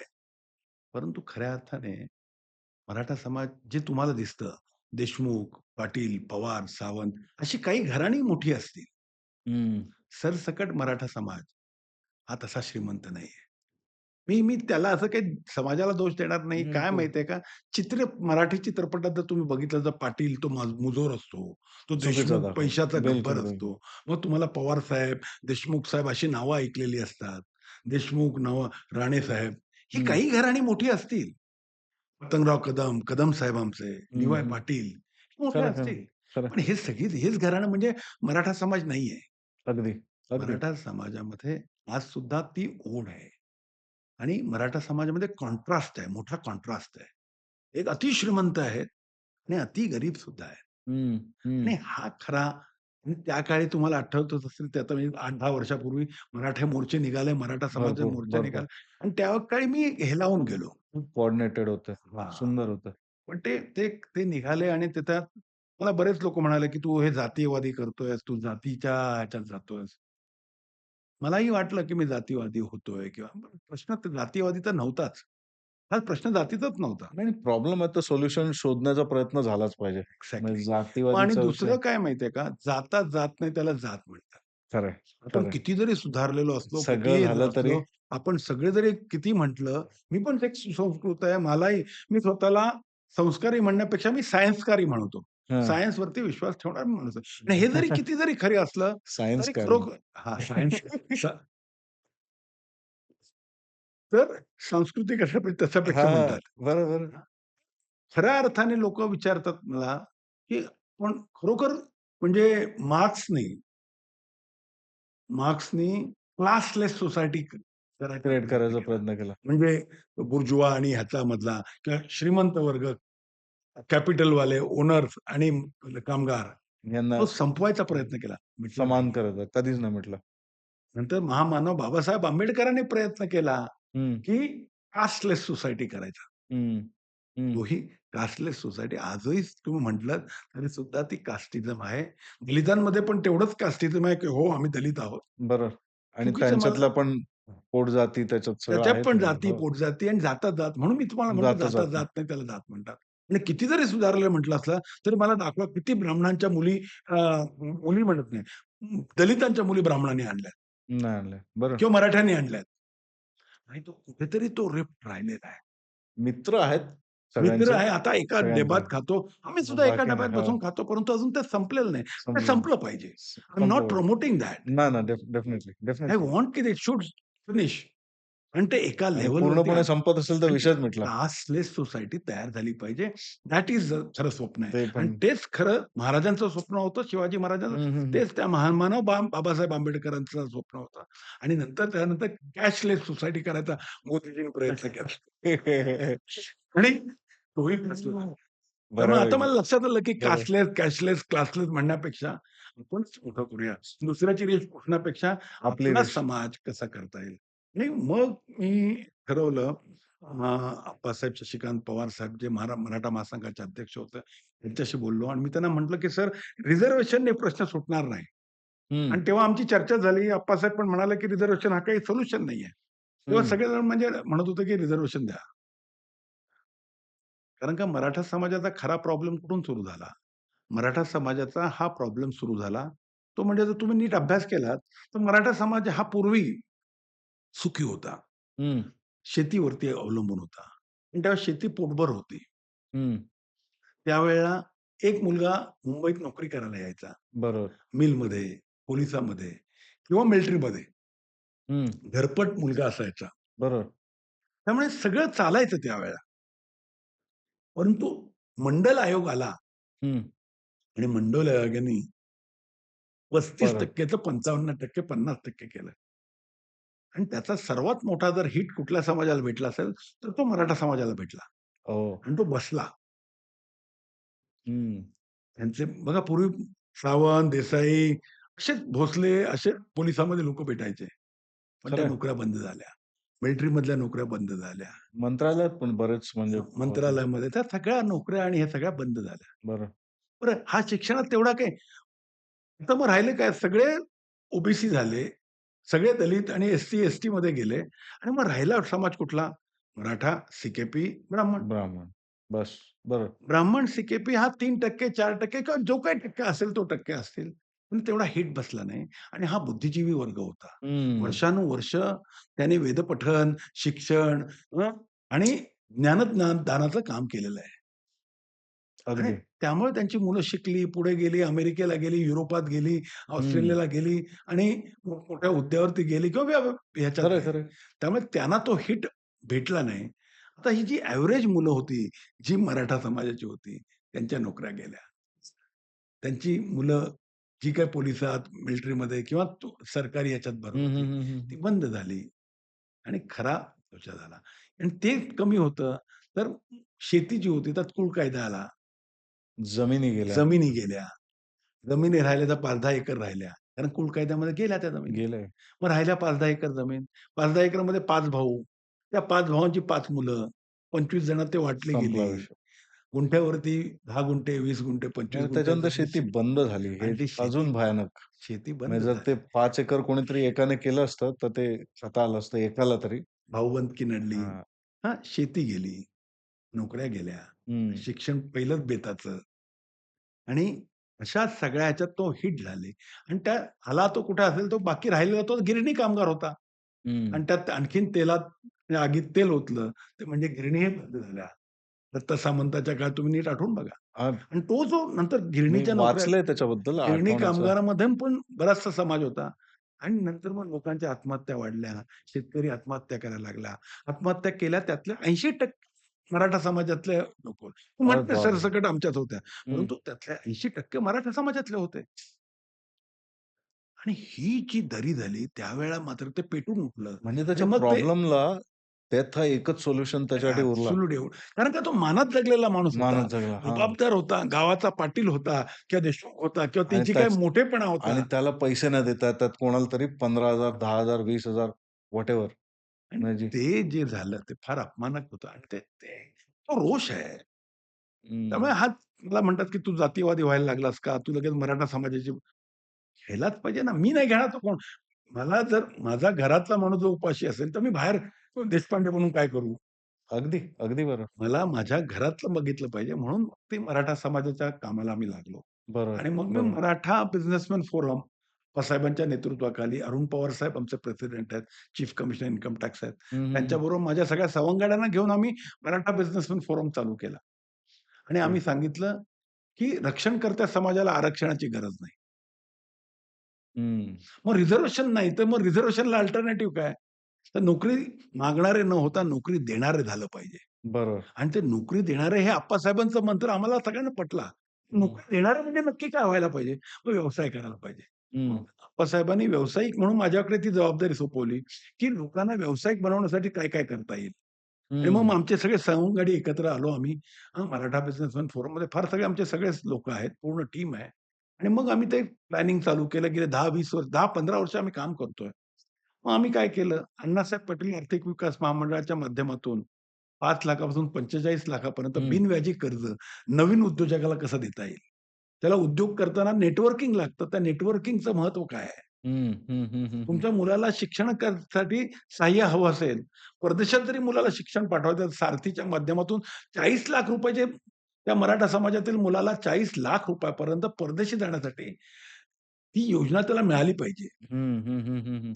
ह्या योजना आपण तिथे त्या लोकांना राबवण्यासाठी मदत केल्या. ते बरं. लोकांपर्यंत कशी पोहोचवता येईल? मग त्यासाठी प्रत्येक ठिकाणी चॅप्टर उभारलंय.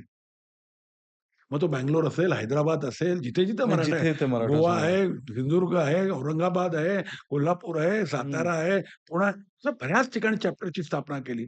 आणि ते लोकांना एक वेगळा आणि आरक्षणाच्या विरुद्ध हे लोकं बोलतायत आणि हे वेगळं काहीतरी करतायत आणि हे बघून लोकं भारावून गेले. आणि आरक्षणाच्या विरुद्ध म्हणण्यापेक्षा, की ते आरक्षण सोल्युशन आहे अल्टरनेटिव्ह हां, की आपण विरुद्ध हां, नाही. हां, यू आर विरुद्ध नाही. राइट.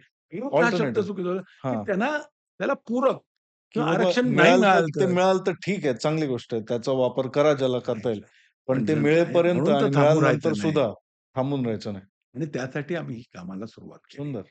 आणि मग मग तिथून मला मेंटॉरिंग करावं लागलं. मग मेंटॉरिंग ओके. कसं करायचं? मग सॅटर्डे क्लब. मग मराठी समाज कसा काय मोठा होईल? मग हं. मराठी माणूस उद्योजक कसा? म्हणून सॅटर्डे क्लब काम करतो. अजित मराठे त्याच्यावरती प्रामुख्याने काम करतोय. Okay, okay. Ajit Marathe Saturday club, मी मराठा बिझनेसमन फोरम आणि अशा माध्यमातून आम्ही सगळ्या कामाला लागलो आणि मराठी समाज कसा उद्योजक समाज होईल, मराठी तरुण हा उद्योजक समाज कसा होईल, मग त्याला काय लागतं? कॅपिटल लागतं. मग ते कॅपिटल कसं उभं करायचं? हं. त्याच्यासाठी आम्ही त्यांना हे करायला हावरे साहेबांची आम्हाला मदत झाली. हावरे साहेब पण तेच करतायत. बरं. हां. अशा प्रकारे मग आम्ही सगळ्या उद्योजकांचे समविचारी लोकं एकत्र यायला लागले. मग मी हे मेंटॉरिंग सुरुवात केली. मग मेंटॉरिंग करून तरुणांना उद्योगात कसं आणलं पाहिजे. मग त्यांना लागणारं त्यांना समजा उद्या जर ग्रीव्हन्स सेल म्हणजे इन्कम टॅक्सची रेड आली, पोलिस स्टेशनची धाड पडली, तर तुला काही अडचण आली, क्या बात घाबरू है! नको.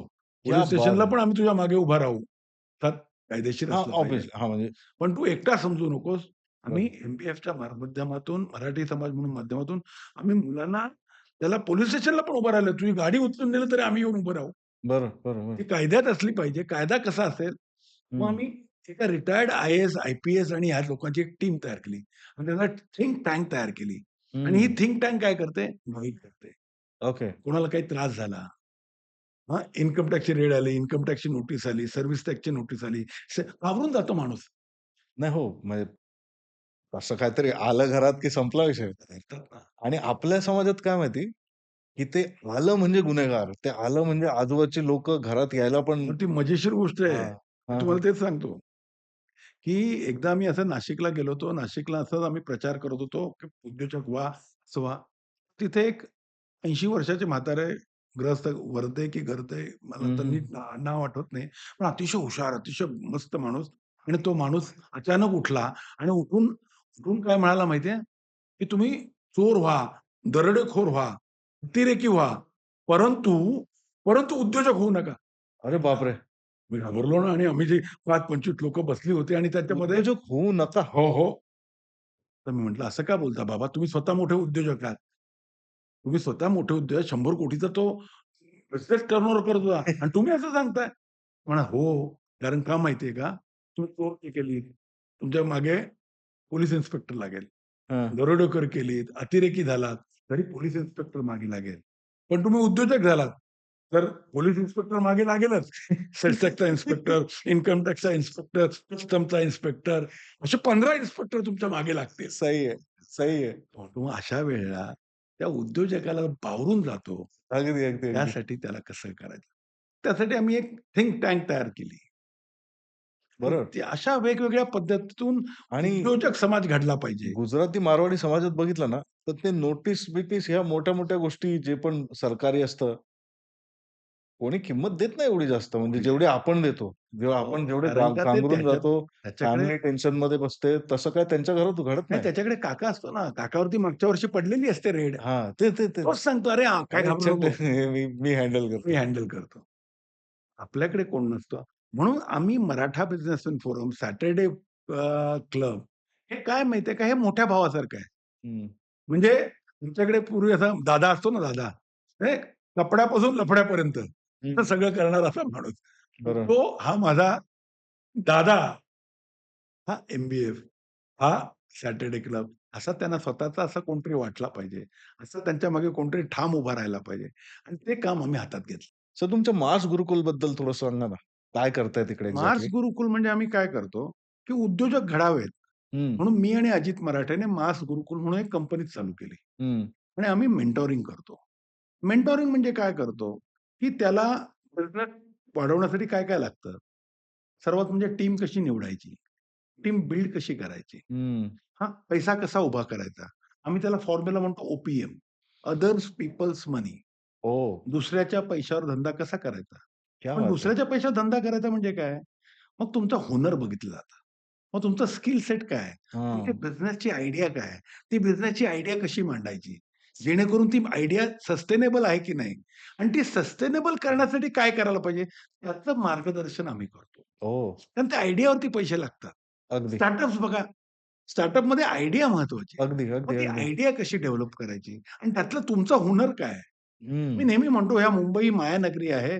इथे हवेत पैसे आहेत." माझ्या वडिलांचा शब्द आहे. अरे बापरे! हवेत पैसे आहेत. काही लोकांना दिसतात, काही लोकांना दिसत नाही नाही. दिसत. हां, हां, हां. दिसतात, म्हणजे तुम्ही जर रेस कोर्सवरती गेलात, तर तुम्ही बघा, घोड्यावरती पैसे लावतात हो.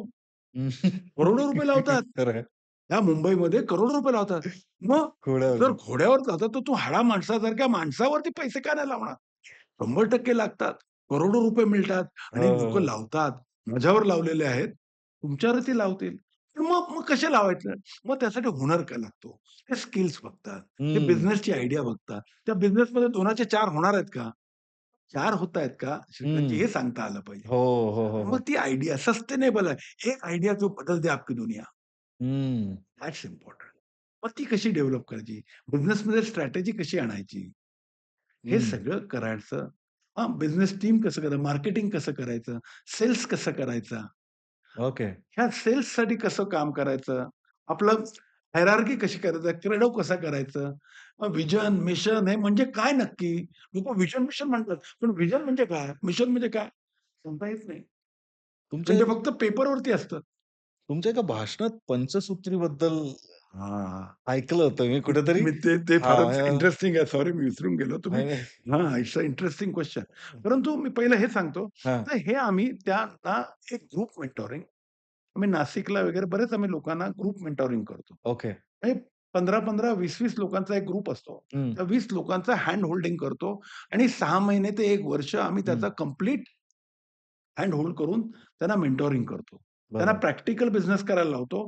परत त्यांना सांगतो, "काय फेल्युअर आला, परत या आमच्याकडे." मग परत ऐकतो, परत त्यांना ट्रेन करतो. हं. प्रत्येक बिझनेसमॅनला असा घडवतो. आम्ही ट्रेनिंग देत नाही. We are not coach, we are not trainer, we are mentor. Oh! We हां. Hand hold him. आई कशी चालवायला शिकवते. बरोबर, ते बरोबर, पडतो, बरोबर, परत बरं. उचलते. आई बाजूला उभी राहते. सायकल बाबा कशी चालवायला शिकवतात. बाबा असे पाठीमागे पकडून राहतात. आणि जो बिझनेस करतोय त्याच्यासाठीच कारण म्हणजे का सायकल जशी पुस्तक वाचून शिकता येत नाही, हां. तसाच बिझनेस होय, होय. सुद्धा पुस्तक किंवा एखाद्या ट्रेनरचा एखादा लेक्चर किंवा YouTube बघून चालता येत पुस्तक नाही. बरोबर. तो प्रॅक्टिकली फेल व्हावा लागतो आणि हां. त्यावेळेला कोणतरी बाप आपला, मोठा भाऊ, हां, हां, हां. दादा मागे सायकलच्या मागे उभा लागतो. तो सांभाळतो. किंवा हे ह्या काम कारणाने तो फेल होतोय हे आयडेंटिफाय पण करता आलं पाहिजे. एक्झॅक्टली. नाहीतर लोकं नुसतंच प्रॉब्लेममध्ये आहे आणि म्हणून मग त्याच्यावर सोल्युशन काय? हं. मग ते मेंटॉरिंग काय? मग थिंक टँक आम्ही त्यांना देतो. आणि एक आहे ते आम्ही पर्सनल मेंटॉरिंग करतो. पर्सनल मेंटॉरिंग इंडिव्हिज्युअल हा लेव्हलवरती. फक्त वन टू वन करतो. हं, आणि त्या पूर्ण बिझनेसच्या थिंक टँक म्हणून आम्ही काम करतो. इंडिपेंडंट डायरेक्टर म्हणून काम करतो. हं. आणि बोर्ड ऑफ डायरेक्टर काय एडवायझरी बोर्डवरती असतो. आणि त्याचं कंप्लीट असं आता तरी आता आम्ही कमीत कमी करंटली 20 ते 28 लोकांना इंडिव्हिज्युअल करतोय आणि 60 ते 70 लोकांना असे ग्रुपमध्ये. असे जवळपास 1500 ते 1700 स्टुडंट आतापर्यंत आम्ही गाईड केलेले आहेत. क्या बात है! क्या मार्स बात है! गुरुकुल ह्या नावाने एक आणि म्हणजे महिन्यातले एवढा 2 सगळा दिवस कारभार सांभाळून तुम्ही शिक्षक महिन्यातले सुद्धा आहात. 2 दिवस केवळ शिक्षक मेंट नाही, मेंटर. मेंटॉर आहोत. Mentor, mentor. म्हणजे तुम्ही आता सांगितलं जोरदार. पंचसूत्री. हां, हां, पंचसूत्री ही हां. मी माझ्या आयुष्यात ऐकलेली चांगली गोष्ट. हं, मी पण माझा पण मेंटॉर आहे. हं, I also have a mentor. कारण का जसा तुम्हाला प्रत्येकाचा मेंटॉर असला पाहिजे. हं, हं, तुम्ही हं, सांगा हं. तुम्ही जिममध्ये कोच घेता की नाही? अगदी, तुम्ही अगदी. खेळायला गेलात का कोच कोच घेता लागतो. की नाही? हं, जर तुम्ही खेळायला कोच घेऊ शकता, बिझनेस करताय, करोडो रुपयांचा बिझनेस करताय. हू इस युअर कोच? हं. मग त्याचा प्रत्येकाचा मेंटॉर असला पाहिजे. माझा मेंटॉर आहे. दीपक घैसासाहेब मराठे आणि माझे मेंटॉर आहेत. ओह! त्यांनी क्या 3,000 बात है! कोटी 10,000 कोटीचा बिझनेस केलाय. अगदी, अगदी, आम्ही जर अगदी. 100-200 कोटीचा करतो, तर 3,000 कोटीचा कसं करायचं हे नव्याने शिकायला लागतं. तुम्ही 1ली ते 10वी शिकलेला आहात. झिरो टू अगदी. हिरो हां, झालेला आहात. हां, हां. पण ते हं. 11वी-12वी नव्याने शिकावं लागतं की नाही? तर हे नव्याने शिकण्यासाठी नवीन मास्तर लागतो आणि तो मेंटॉर असला पाहिजे. मग हं, हावरेजी साहेब आम्हाला शिकवतात. लोढाजींजकडे मी जातो. हं. या लोकांकडून मी शिकून घेतो. अरुण पवार साहेब आहेत, ते मला शिकवतात. आणि शिक्षक असलाच पाहिजे ना. शिकायला काय वाईट आहे? अगदी, अगदी, अगदी. आणि मला नेहमी 2 फॉर्म्युला नेहमी त्यांनी सांगितले. 2 सी. हं, 2 सी म्हणजे काय? एक सी म्हणजे कंपनी. तुमची कंपनी काय? हं, बघा, मला तुम्ही सांगा, तुम्ही कुठे राहता? समजा तुम्ही कांदिवली बोरिवलीला राहताय. हं, तुमच्या बाजूचा प्लॉट हां, हं. तर अमिताभने घेतला किंवा शाहरुख खानने घेतला. तुमच्या बंगल्याचा प्लॉटचा रेट वाढेल किंमत की कमी वाढेल, होईल? वाढेल. वाढेल. 100%. आणि जर समजा तिथं तसं नाही झालं, त्या तिथे म्युनिसिपालिटीने कचरा डेपो डिक्लेअर केला. अरे देवा! तर तुमच्या प्लॉटचा रेट वाढेल की कमी होईल? आमच्या बिल्डिंगच्या बाहेर फक्त एकदा कॉमन टॉयलेट म्युनिसिपालिटीने ठेवला होता शेजारच्या झोपडपट्टीसाठी. हैराण झाले होते सगळे. म्हणजे हे रेट तर तुमची हां, सुद्धा किंमत आहे ना, ही कंपनीवरती आहे. तुम्ही कुठली बिलकुल. कंपनी बाळगताय? हं. तो पहिला सी. आजूबाजूची माणसं. तुमचे मित्र कोण आहेत? तुम्ही तुमचा जास्तीत जास्त वेळ कोणाबरोबर घालवताय? हं. त्यामुळे ज्याला उद्योजक व्हायचंय, त्यांनी चांगली कंपनी निवडली पाहिजे आणि चांगल्या लोकांबरोबर, निगेटिव्ह लोकांबरोबर सोडा. उद्योजकांबरोबर बसा. तो गुजराती असेल, मारवाडी असेल, मराठी असेल, कोणी असेल. उद्योजक निवडा. तो खरं तुमच्यापेक्षा मोठा उद्योजक बघा, कारण तुम्हाला उद्योजक व्हायचंय. तर मग पहिला सी म्हणजे कंपनी आणि दुसरा सी म्हणजे कोच. ओके. सचिन तेंडुलकर ज्याला देवच म्हणतात, क्रिकेटचा देव, त्यालाही कोच होता. कोच होता. Yes, yes. तुम्ही कुठलाही मोठा माणूस बघा, प्रत्येकाला कोच असतो. हं. इंडियन क्रिकेट टीमला कोच लागतो, फुटबॉल टीमला कोच लागतो. तसाच बिझनेस करताना तुमचा कोच, तुमचा मेंटॉर हा असलाच पाहिजे. तुमचा पर्सनल मेंटॉर असला पाहिजे. तो मेंटॉर तुम्ही निवडा. तो तुमच्यापेक्षा तुमच्या धंद्यातलाच असला पाहिजे याची काही गरज नाहीये. पण तुमच्यापेक्षा मोठा धंदा करणारा, तुमच्यासारख्यापेक्षा जास्त टप्पे-टोपे खाल्लेला असा कोच निवडा किंवा मेंटॉर खरंय. निवडा. खरंय, कारण खरंय. का ठेचून शिकतो तो शहाणा आणि दुसऱ्याच्या ठेचून शिकतो तो बुद्धिमान. कारण खरंय. त्याला ठेच लागलेली असते. तो त्याची बरीच दुनियादारी बघितलेली असते. हं. त्याच्याकडून लगेच समजता येतं. आणि you should have a mentor. हा खरा परफेक्ट. मंत्र आहे. Perfect, perfect. आता तुम्ही म्हटलत, की पंचसूत्री काय जाताना काय देता येईल? हं. तर जाताना देताना एवढंच येईल. माझ्या आयुष्यातलं एक गमक आहे. मी त्याला म्हणतो साक्ष. आता त्याला हे कुठून आलंय? नाही हे माझं नाही. साक्ष. साक्ष. ओके. हा फॉर्म्युला आहे. हां, जसं साक्ष हा ओपीएम फॉर्म्युला आहे. हो, ओपीएम हा तर कसा साक्ष फॉर्म्युला आहे. इटसेल्फ इस मी तुम्हाला ओपीएमचा फॉर्म्युला सांगितला. अदर हां. पीपल्स मनी अदर पीपल्स हा फायनान्ससाठी फॉर्म्युला आहे. हां, हां, हां. तसा साक्ष हा सक्सेसचा फॉर्म्युला आहे. ह्याला हां, ही सक्सेसची पंचसूत्री असं म्हणतात. हां. हा अर्थात हे काय मी नाही केलंय.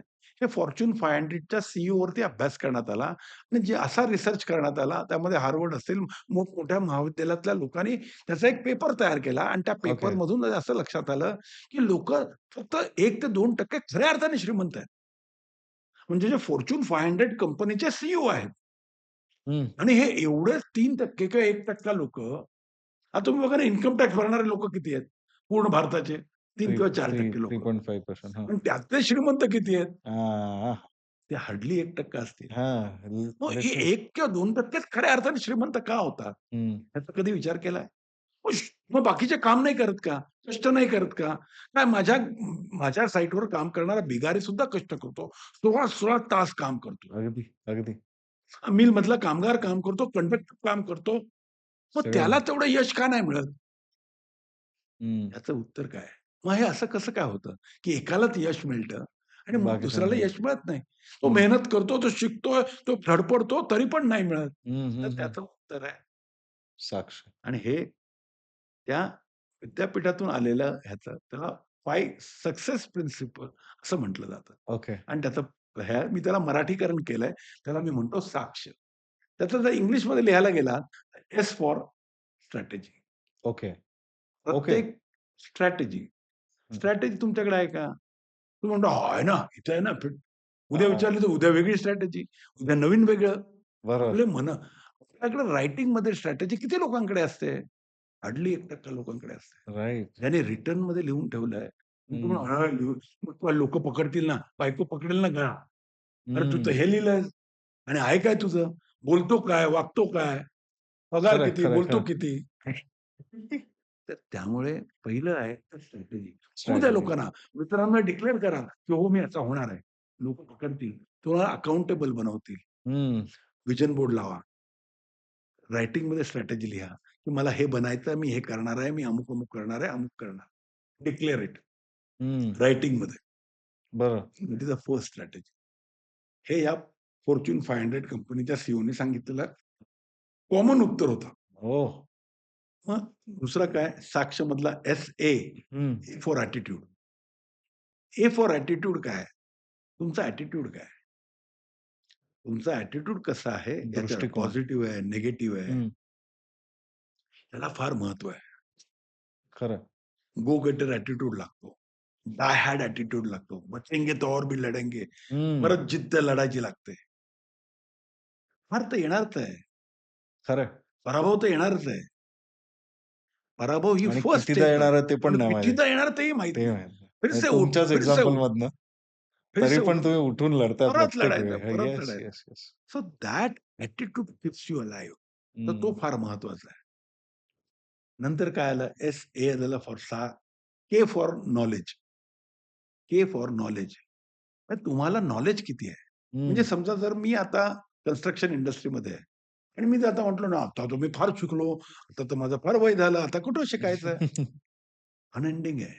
आजही मी एआय अनएंडिंग. शिकतोय. मी एआय एजंट कसं करता येईल? मला फिजिबिलिटी कशी काढता येईल एआय एजंट थ्रू? ऑटोमॅटिक कसं करता येईल? ओह! याचा मी अजूनही अभ्यास करतोय. मी आता नवीन अभ्यास करतो. चायनामध्ये 15 दिवसात 35 माळ्याची बिल्डिंग बांधली. 35 माळ्याची बिल्डिंग 15 राहायला दिवसात. अकोमोडेट रेडी टू अकोमोडेट 15 दिवसात. बापरे! YouTube जाऊन बघा खोटं वाटत असेल तर. हां, हां. आता आता तर ते जर जाणारच आहे मी. आता जर तुम्ही चायनाला जाणार तर हां. मग तिथं कंपनीला भेट द्या. आणि त्या ह्याच्यामध्ये जर मी ते 15 दिवसात बिल्डिंग बांधायची टेक्नॉलॉजी जर मी या इंडियामध्ये आणली आणि सक्सेसफुल करू शकलो, माझं माझं सक्सेस लपेल. सक्सेस मला थांबेल का? नाही. 100% सक्सेस मिळेल. हं, हं, so to learn new things. हं. खरं माझ्याकडे पूर्वी 150 लोकं होतं, पण आता मी एआयमध्ये 25 लोकं 150 पेक्षा जास्त आउटपुट देतोय. कारण का मी एआय इम्प्लिमेंट केला आहे. So you wow! Have to learn new things. हं. That is knowledge. दुसरं काय? एस-के, साक्ष, परत मग एस. येस. हां. S for skill. ओके. तुम्हाला तुमच्या धंद्यासाठी काय स्किल्स पाहिजेत? आता मी जर यशस्वी बिल्डर व्हायला पाहिजे, तर माझ्याकडे माझ्या कंपनीमध्ये स्किल्स काय पाहिजेत? हं. Timely delivery. मी टाईमली डिलिव्हरी दिली तर माझा बिझनेस वाढेल की नाही? बिलकुल, मग बिलकुल. त्यासाठी काय स्किल्स शिकले पाहिजेत? I have to learn. हं. आणखीन काय असलं पाहिजे? Fast approvals. मग हे जे काही बिझनेस वाढवण्यासाठी जे स्किल्स लागतात, पूर्ण कंपनीला, पूर्ण टीमला, पूर्ण तुम्ही शिकवण्यासाठी काही प्रयत्न करताय का? तुमच्याकडे ट्रेनिंग हब आहे का? हं. ट्रेनिंगची काही व्यवस्था आहे का? आणि तुम्ही ते स्किल वाढवताय का? आणि हं. शेवटचं आहे ते एच, साक्ष. एच. हां. H for habits. Okay. What are your good habits? Hmm. What are your bad habits? Cut down bad habits. असं. वाचन. मला वाचनाची आवड आहे. मला पॉडकास्ट बघण्याची आवड आहे. मी नवीन-नवीन चांगले सक्सेसफुल मी मास्टर क्लास बघतो. हं. I follow. मी मी जवळपास आतापर्यंत 1000 ते 1,500 पुस्तकं वाचू शकलो नाही. हं. पण मी त्या 1,500 पुस्तकांची समरी ऐकली समरी आहे ऐकली. हां. आणि त्या समरीच्या नोट्स बनवल्या आहेत. ओह! कारण का मला नवीन शिकायचं आहे. मला एवढी 1,500 खरंच मला वाचता येत नाही. पण हं. मग मी त्या 1,500 पुस्तकांची समरी वाचली आहे आणि त्या हं. समरीच्या नोट्स काढल्यात. Have you learn new things? It's a habit. बरोबर. म्हणजे ती भूक आहे, ती अशी ना सकाळी तशी सकाळी वॉकचं हॅबिट असेल, हं. ती सकाळी व्यायामाची हॅबिट असेल, एक्सरसाइजची असेल, हं. वाचनाची असेल, मेडिटेशनची असेल, चांगल्या हॅबिट्स वाढवा. Cut down the bad habits. हं. राइट इट डाउन की चांगल्या हॅबिट्स कुठल्या आहेत माझ्याकडे, वाईट कुठल्या आहेत, चांगल्या कशा वाढवू, वाईट कशा कमी करू. सो अगेन साक्ष. S for strategy, right. A for attitude. Attitude, K K for for knowledge. Knowledge, S S for for skills. Skills. H for habits. That's all. So it's साक्ष. इट्स अ सुंदर. Success principle. Superb, superb. Sir मग तुमच्या या व्यावसायिक आयुष्यात अडचणी कोणत्या आल्या? हां. आपलं ग्राफच असं आहे. वर खाली, वर खाली हे सांगत आहे.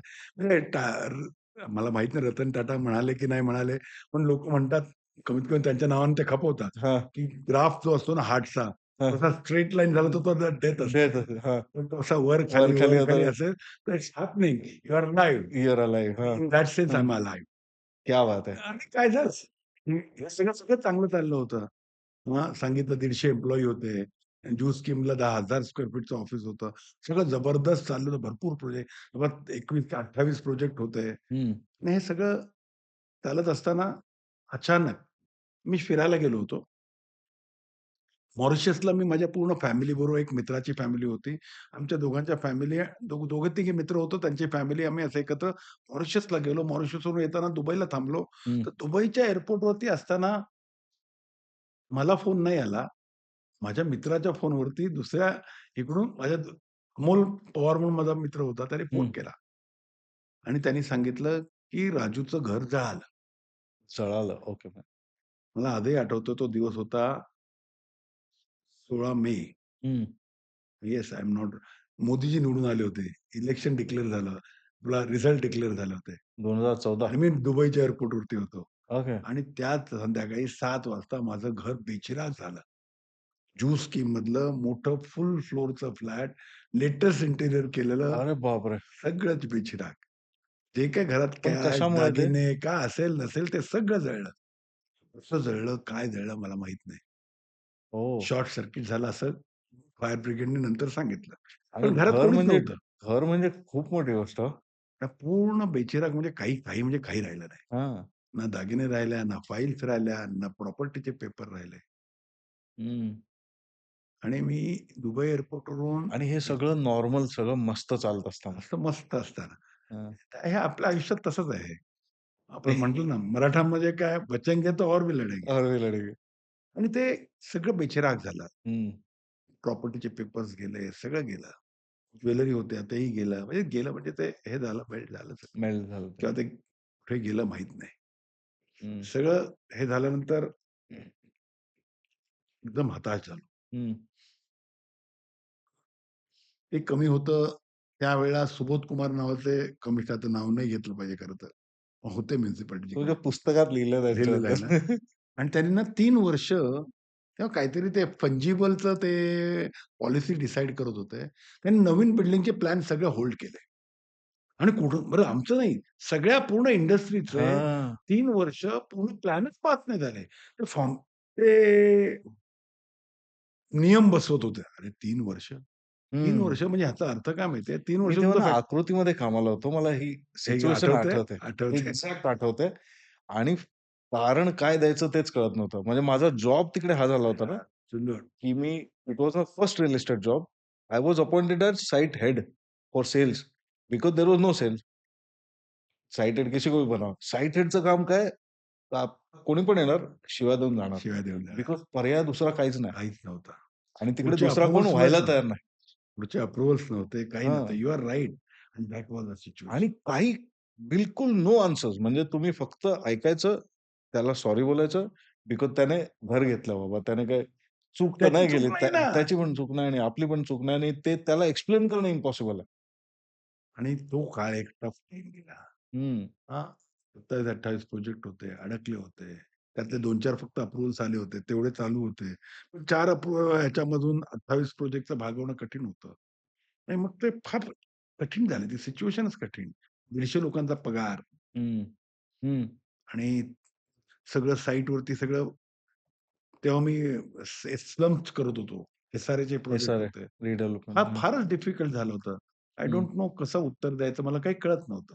हं. आणि ते झालं ते कमी होतं. म्हणून दुसरं हे आला. काय माहिती आहे का? की त्याच्यानंतर बरोबर रेरा आला. हं. त्याच्या आधी जी आला. जी आला त्याच्या आधी त्याच्या आधी जी आणि तेव्हा आणि तो 18% जी लावला. कन्फ्युजिंग जी होता. तो कन्फ्युजिंग होता. 18% लोकं म्हणायचं 18% द्यायला तयार नाहीत. मुंबईमध्ये 1 आणि करोडचा अचानक फ्लॅट ज्याने घेतलंय, त्याच्यावरती पण जी होता. असं काहीतरी कन्फ्युजन. म्हणजे त्याने ऑलरेडी प्रॉपर्टी घेतली, अर्धे पैसे दिलेत. पुढच्या म्हणजे तो डिमांड लेटरला त्याला कन्फ्युजिंग एवढा कन्फ्युजिंग काळ होता. 12% 18% जी 18% नंतर मग तो कमी-कमी करत 12% आता आला. मग तो 12% नको. मग त्याने तो कंपोझिट केला. हं, म्हणजे 5% तर लावला. 5% त्याच्याकडून घ्यायचा आणि प्लस आम्ही 12% 18% परत भरायचं. हं, या हं. सगळ्या ह्याच्यामध्ये पण कस्टमर थांबला, कस्टमर होईना, सेल येईना. हं. 18% जी-एस-टी द्यायला कोणी तयार नव्हता. मग ते आम्हाला ऑब्व्हियसली. कंपोझिट तो अब्सॉर्ब करायला लागायचा. हं, तर फारच डिफिकल्ट झालं. ते कमी होतं, तर रेरा आला. रेराचे नवीन नियम आले. हं. रेराचा पण डिफिकल्ट टाईम होता. पण I feel RERA is good. चांगली गोष्ट म्हणजे आहे ती. आय रिअली ऑल्वेज से की mens are separated from boys. Mens are mens. आणि जे खरे करेक्ट. बिल्डर होते ना, ते राहिले. ते शिल्लक राहिले. आणि ते जे म्हणजे सटर-फटर होते स्ट्रगल निघून टाईम गेले. होता, पण जो तो त्याचं जो त्याचं काम सेपरेशन खरं झालं. होतं तो चांगले टिकला. बिल्डर टिकून राहिले, बाकी गेले बाकीचे निघून. गेले. आणि ते कमी झालं, तर आम्हाला कोव्हिड आला. हो. ते 17-18च्या 18 पर्यंत जी रेरा आम्ही फेस करत होतो.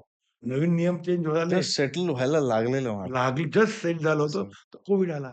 हं. कोव्हिड परत 1-2 वर्ष लेबर पळून गेले. ब्लँक बिहारचे पूर्ण. लेबर, सगळे लेबर परत काम ठप्प, लोकं शिव्या. काय करावं कळत नव्हतं.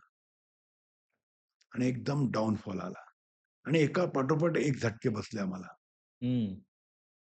हां. त्याच्याही मधलं सॉरी 2016 आणि 17 मध्ये आणखीन एक झटका बसला. म्हणजे नोटबंदी. हां. रिअल इस्टेटला तर खूप मोठा अरे झटका होता. बाबा! सांगताही खूप येत मोठा, नाही. खूप मोठा. सहनही होत नाही, सांगताही येत नाही. नोटबंदीच्या माझ्या आठवणी खूप गोड आहेत. अत्यंत गोड. कशा सांगू? आमचे पैसे अडकलेले एका डेव्हलपरकडे आणि नोटबंदी झाल्यावर दुसऱ्या दिवशी पैसे दिले ते सगळेच्या सगळे. सगळे कॅश सगळे कॅशमध्ये. पण ते एका दिवशी सगळे पैसे. जबरदस्त. तर अशा हे एक झटके दनादन, दनादन लागले. एकातून सावरतो नाही सावरतो तो परत आला. हं. परत त्यातून सावरतो नाही तर दुसरा परत दुसरा आला. आणि तो वर्षा 2 वर्षाच्या गॅपमध्ये. आणि तो असं नाही की 22 12 ते 22 12 ते 12. माझ्या आयुष्यात सर्वात ओके. डिफिकल्ट पिरियड गेला. आणि मला 7.5 वरती विश्वास नव्हता. माझा भविष्यावरती हे तर विश्वास नव्हता. हे तर मी सायन्सकारी 10.5 म्हणत आहे.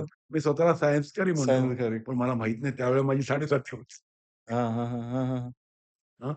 मी तेही गंडे दोरे सगळं बाबा-बिबा सगळं करून सगळं झालं. कमी झालं. पण मला आणि नंतर परत मात्र परत झिरोतून स्टार्ट. परत नव्याने स्टार्ट. अगदी. आणि मग परत मी चालू केलं. परत स्टाफ कमी केला, ऑफिस कमी केला, लीन केलं स्वतःला. कमीत कमी स्टाफमध्ये, कमीत कमी माणसांमध्ये, कमीत कमी मॅनपॉवर रिसोर्सेसमध्ये परत चालू केलं. हं. आणि आज परत कॉन्कर केलं. आज परत 3,000 कोटीचे प्रोजेक्ट केले. काय म्हणताय? क्या बात है! क्या आणि बात जवळपास एक 18 प्रोजेक्ट आहेत. क्या बात है! क्या बात है! हां. आता दादर चित्रा टॉकीजच्या समोर एक नायगाव सोसायटी म्हणून आहे.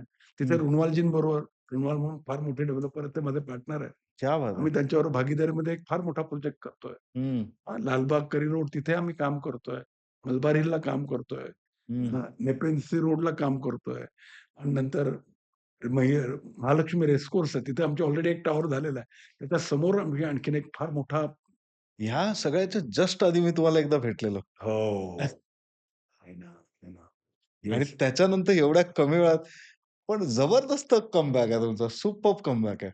कारण का आणि परत ह्याच्यामागे तुमची एक्सपर्टीज असणार ह्या सगळ्या डॉक्युमेंटेशन आणि ही कामं सगळी आत्तापर्यंत जी केलीत ना, तीच सगळी लागोपाठ आता तुम्ही एक्झिक्यूट केल्यासारखं दिसतंय सगळं. सेम कारण का माझ्याकडे एस-ओ-पीज होत्या. स्टँडर्ड ऑपरेटिंग प्रोसेसेस केल्या ओके, होत्या. ओके. एवढ्या वर्षाचा तो जो काळ होता त्यामध्ये जे काही शिकलो, हां. पैसे किती कमवले त्यापेक्षा एक्सपिरियन्स काय घेतला. अगदी, अगदी.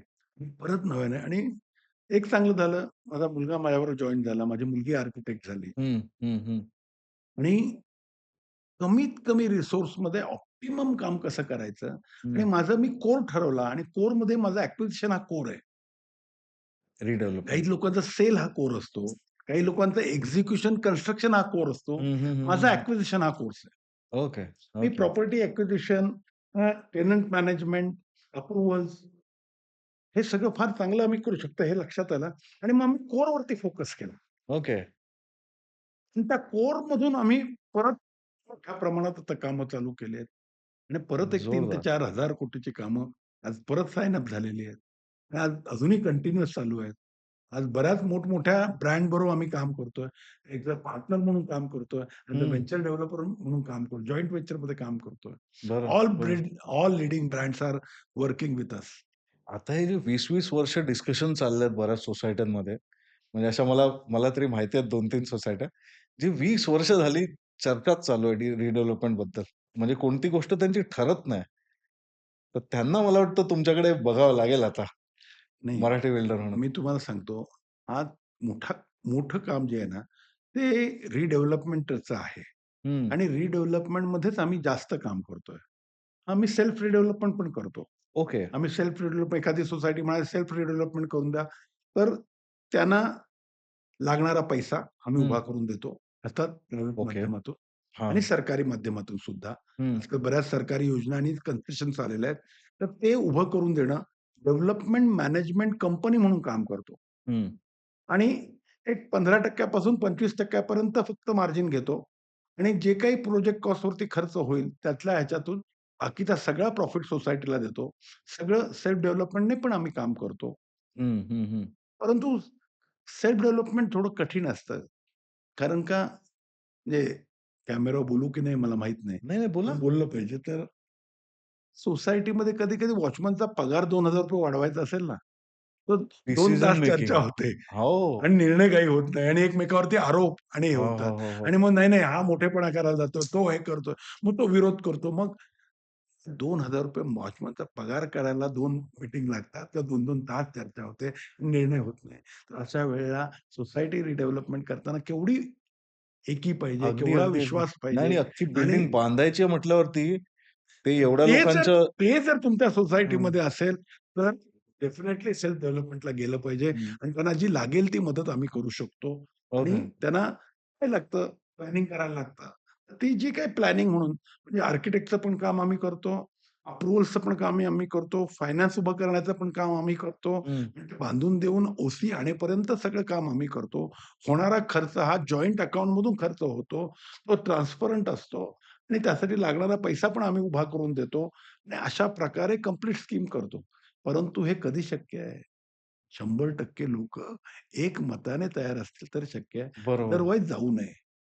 This is my advice. हो आणि हां, एक माणूस जरी पाय खेचायला हां, उभा तरी राहिला, तरी तरी त्रास पण होतो आणि गोंधळच आहे. त्रास होतो, प्रोजेक्ट प्रचंड अडकतो. त्रास होतो. हां, हे चांगलं आहे. हं, परंतु मग नसेल, तर मग त्यासाठी मी प्रायव्हेट डेव्हलपमेंट पण करतो. जसं मी बऱ्याच ठिकाणी प्रायव्हेट डेव्हलपमेंट करतो. हं. रिडेव्हलपमेंट हा एकमेव मंत्र आहे आणि रिडेव्हलपमेंट केलीच पाहिजे आणि जुन्या त्यामध्ये शहर. तुमचं नुकसान काहीच नाहीये. हं. तुम्ही ब्रँड नीट बघितला पाहिजे, त्याचा अनुभव नीट बघितला पाहिजे, त्याचं कामाचं हे बघितलं पाहिजे आणि हे बघूनच काम दिलं पाहिजे. बरोबर. जर मी नेहमी लोकांना उदाहरण देतो, की घराचा टाळा जर एखादा जॅक्सन कंपनीचा आहे, तो ₹250 ला मिळतोय आणि गोदरेजचा आहे, तो 450 ला मिळतोय. तर तुम्ही कुठला टाळा घ्याल? तुम्ही गोदरेजचा घ्या. बरोबर. प्रत्येक मग गोष्ट जर नुसतीच घराचा टाळा निगोशिएबल घेताना श्रीकांत, जर घराचा टाळा घेताना तुम्ही जर ब्रँड एवढंच आणि हे बघता, तर पूर्ण घर बांधताना ब्रँड मित्रांनो, बघितला पाहिजे. मित्रांनो ब्रँड बघितला पाहिजे, त्याचा अनुभव बघितला पाहिजे आणि निर्माण केवळ रिडेव्हलपमेंट आणि हेच काम करतंय आणि सगळ्यात टॉप लीडिंग ब्रँड बरोबर आम्ही काम करतोय. हं. आम्ही ट्रायबेकासारख्या ट्रम्प टॉवरच्या ब्रँड बरोबर काम करतोय. क्या बात है! म्हणजे आता लवकरच त्यांचा टाय होईल. एम-आय-सी-एल बरोबर आमचं बोलणी चालू आहेत. हं. हावरे साहेबांबरोबर आमची बोलणी चालू आहेत मुंबईच्या प्रोजेक्टसाठी. हां, रुनवाल तर आमच्याबरोबर आहेतच. आहेत. हां, हो. अरविंद मिल्सचे जे अरविंद ग्रुप आहे, त्यांच्याबरोबर आमच्या रेमंड बरोबर आमच्या बोलणी चालू आहेत. क्या बात है! अशा प्रकारचे रेमंड्स रिएल्टी. टॉपचे सगळे ब्रँड आम्ही एकत्र काम करतोय. मोहित कंबोजीशी आमची बोलणी चालू आहेत. हं. एस्पेक्ट ग्रुप म्हणून त्यांचं काम आहे.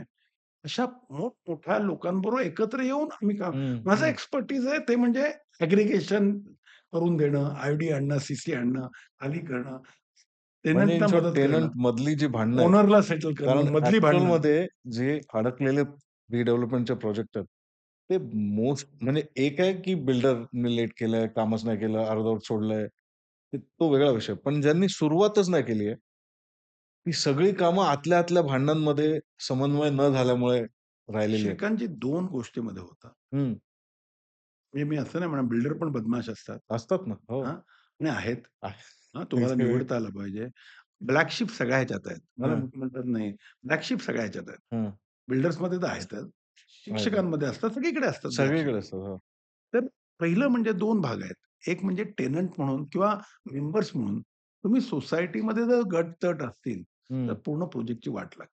बरं. मग कुठलाही बिल्डर कितीही चांगला बिल्डर असला आणि तुमच्यावरती आपापसात विश्वास नसेल, हं. म्हणजे आजकाल असं झालं होतं. बिल्डर जसं हे असू शकतात, तसा दुसरा भाग असतो म्हणजे कमिटी आणि कमिटीची लोकं. ते बरोबर. किती विश्वासार्ह आहेत अगदी. आणि त्यांची निवडणूक आणि नेमणूक चांगली झाली आहे का? खरं त्यांचे काही स्वतःचे इंटरेस्ट असतात. हो. कधी-कधी इगो असतात. कधी पैशाचा हां, इंटरेस्ट सोडून द्या. इंटरेस्ट. हां, हां. त्याहून महत्त्वाचा असतो त्यांचा इगो आणि तो इगो मसाजिंग हा मोठं काम आमचं असतं. इगो मसाजिंग मोठं असतं आणि खूप छोट्या-छोट्या गोष्टीवरून आणि एकत्र नाही राहिलात ना, तर बिल्डरचे करोडो रुपये असतात, पण तुमचं तर घर असतं ना. हां. ते घराची किंमत होऊ शकत नाही ना. अगदी आणि तो त्याचे करोड रुपये दुसऱ्या प्रोजेक्टमधनं काढून तो घेतो. काढूही शकतो. सहज. परंतु तुम्ही अडकला, तोही अडकला.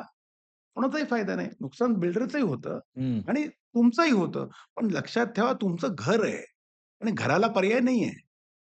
घर म्हणजे असं कलेजा काढून द्यायला अगदी, त्याला अगदी, अगदी, अगदी. ते आपला कलेजा काढून तुम्ही आणि त्याला दिलेला आहे. रिडेव्हलपमेंटच्या केसमध्ये राहतं घर हा पॉइंट आहे. म्हणजे तिथे तो त्यामुळे आयुष्य जगला आहे. पण मी तुम्हाला सांगतो श्रीकांतजी मेन प्रॉब्लेम कुठं होतो माहिती का?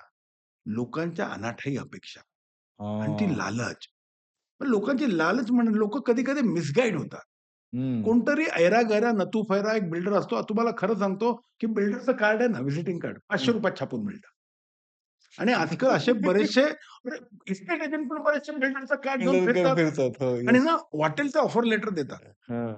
तुम्ही पहिलं त्याची पेडिग्री बघितलीत का? त्याने खरोखर त्या बिल्डिंग बांधल्यात का? हां, हं. आणि तो केवळ 5% 10% म्हणजे एखादा रेग्युलर चांगला बिल्डर तुम्हाला 30% देतोय, तर हा येऊन 40% डिक्लेअर करतो. तुम्ही एवढं देताय, तर मी एवढं देतो. आणि बऱ्याचदा ना ती स्ट्रॅटेजी आणि असते ब्रोकर्सची, की म्हणजे हे काम करतो. झालं नाही पाहिजे म्हणून अडकलं हे पाहिजे तर अरे, ह्याला लाजत जायचं. त्याच्यानंतर अगदी थांबलं. बरोबर. हे आणि तो एकदम लटकला की त्याला मग 30 हा 25 ला पण ट्रॅप तयार आहे. होईल तो. हा ट्रॅप आहे. 100% ट्रॅप आहे. हां, हनी ट्रॅपसारखा ट्रॅप आहे आणि त्या 100% ट्रॅप. ट्रॅपमध्ये लोकं अडकतात. हं. 50% मिळतायत, 50% मिळतात. एवढं हे मिळेल, काय एवढं भाडं मिळतं, एवढं कॉर्पस मिळतंय. काही मिळत नाही. काही मिळत नाही. कारण का तुम्ही फिजिबिलिटी रिपोर्ट नीट बघितलेलं नाहीये. तुम्ही फिजिबिलिटी रिपोर्ट स्टडी करा. तुम्ही नीट सगळं स्टडी करा. नसेल तर खरोखर फेअर हे बघा आणि समोरचा देणारा ब्रँड आहे. ब्रँडला खर्च येतो. अगदी, अगदी. त्यामुळे ब्रँड बरोबर तुम्ही जर ऐरा-गैरा न तुफायराची जर कंपॅरिझन कराल, हं. तर इट विल नॉट हॅपन. त्यामुळे बोरिवलीत मी एक तुम्हाला बिल्डिंग आहे. सांगेन, की you should check the pedigree, you should check the record. त्याचा ट्रॅक रेकॉर्ड बघितला पाहिजे बोरिवलीत बऱ्याच रिडेव्हलपमेंटची कामं चालू आहेत. आणि अडकली आणि ती काही. आणि एक बघितली मी मागची 15 वर्ष लटकली आहे ती तशीच.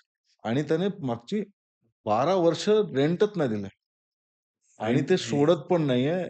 आणि ते अडकून करत आणि पण नाही. कोर्ट कचेऱ्या, रजिस्टर्ड एग्रीमेंट असते. त्याला जायचं कोर्ट कचेऱ्या करायला लागतात. फक्त कोर्टात कोर्टात तो विषय चालू आहे आणि त्याला काय उपयोग कोणाचा? मला नाही तुला घाल कुत्र्याला अशी परिस्थिती होते. त्यामुळे मी इथे नक्की सांगेन, की सेल्फ डेव्हलपमेंट करायचं करा. मदत करू. हं, निर्माण ग्रुप हं. म्हणून पण आम्ही डेव्हलपमेंट मॅनेजमेंट कंपनी म्हणून डी-एम-सी म्हणून काम करायला तयार होऊ. हं. परंतु खरोखर तेवढा हे असला पाहिजे कॅपॅबिलिटी आणि तुमच्यामध्ये असली पाहिजे विश्वास ॲज अ हां, सोसायटी. As a society. आणि त्या एक सोसायटीच्या गठ्ठा, एक मत. हं, हं, हं, हं. हां, ते नसेल तर चांगला बिल्डर बघा. त्याची पेडिग्री चेक करा. हां, फार मोठा बिल्डर छोट्या प्रोजेक्टमध्ये येत नाहीत. हं. तुम्ही हे एक्स्पेक्ट करू नका, की 500 ते 2000 फुटाचा आपला 2000 मीटरचा प्लॉट आहे आणि मुडा येतोय, हं. उबेरा येतोय. नो, दे विल नॉट नाही कम. येणार, नाही येणार. त्यासाठी ती प्रोजेक्ट साइज लागते. हं. मग मिड साइज डेव्हलपर बघा. पण तो मिड साइज डेव्हलपर पण नीट बघून घ्या.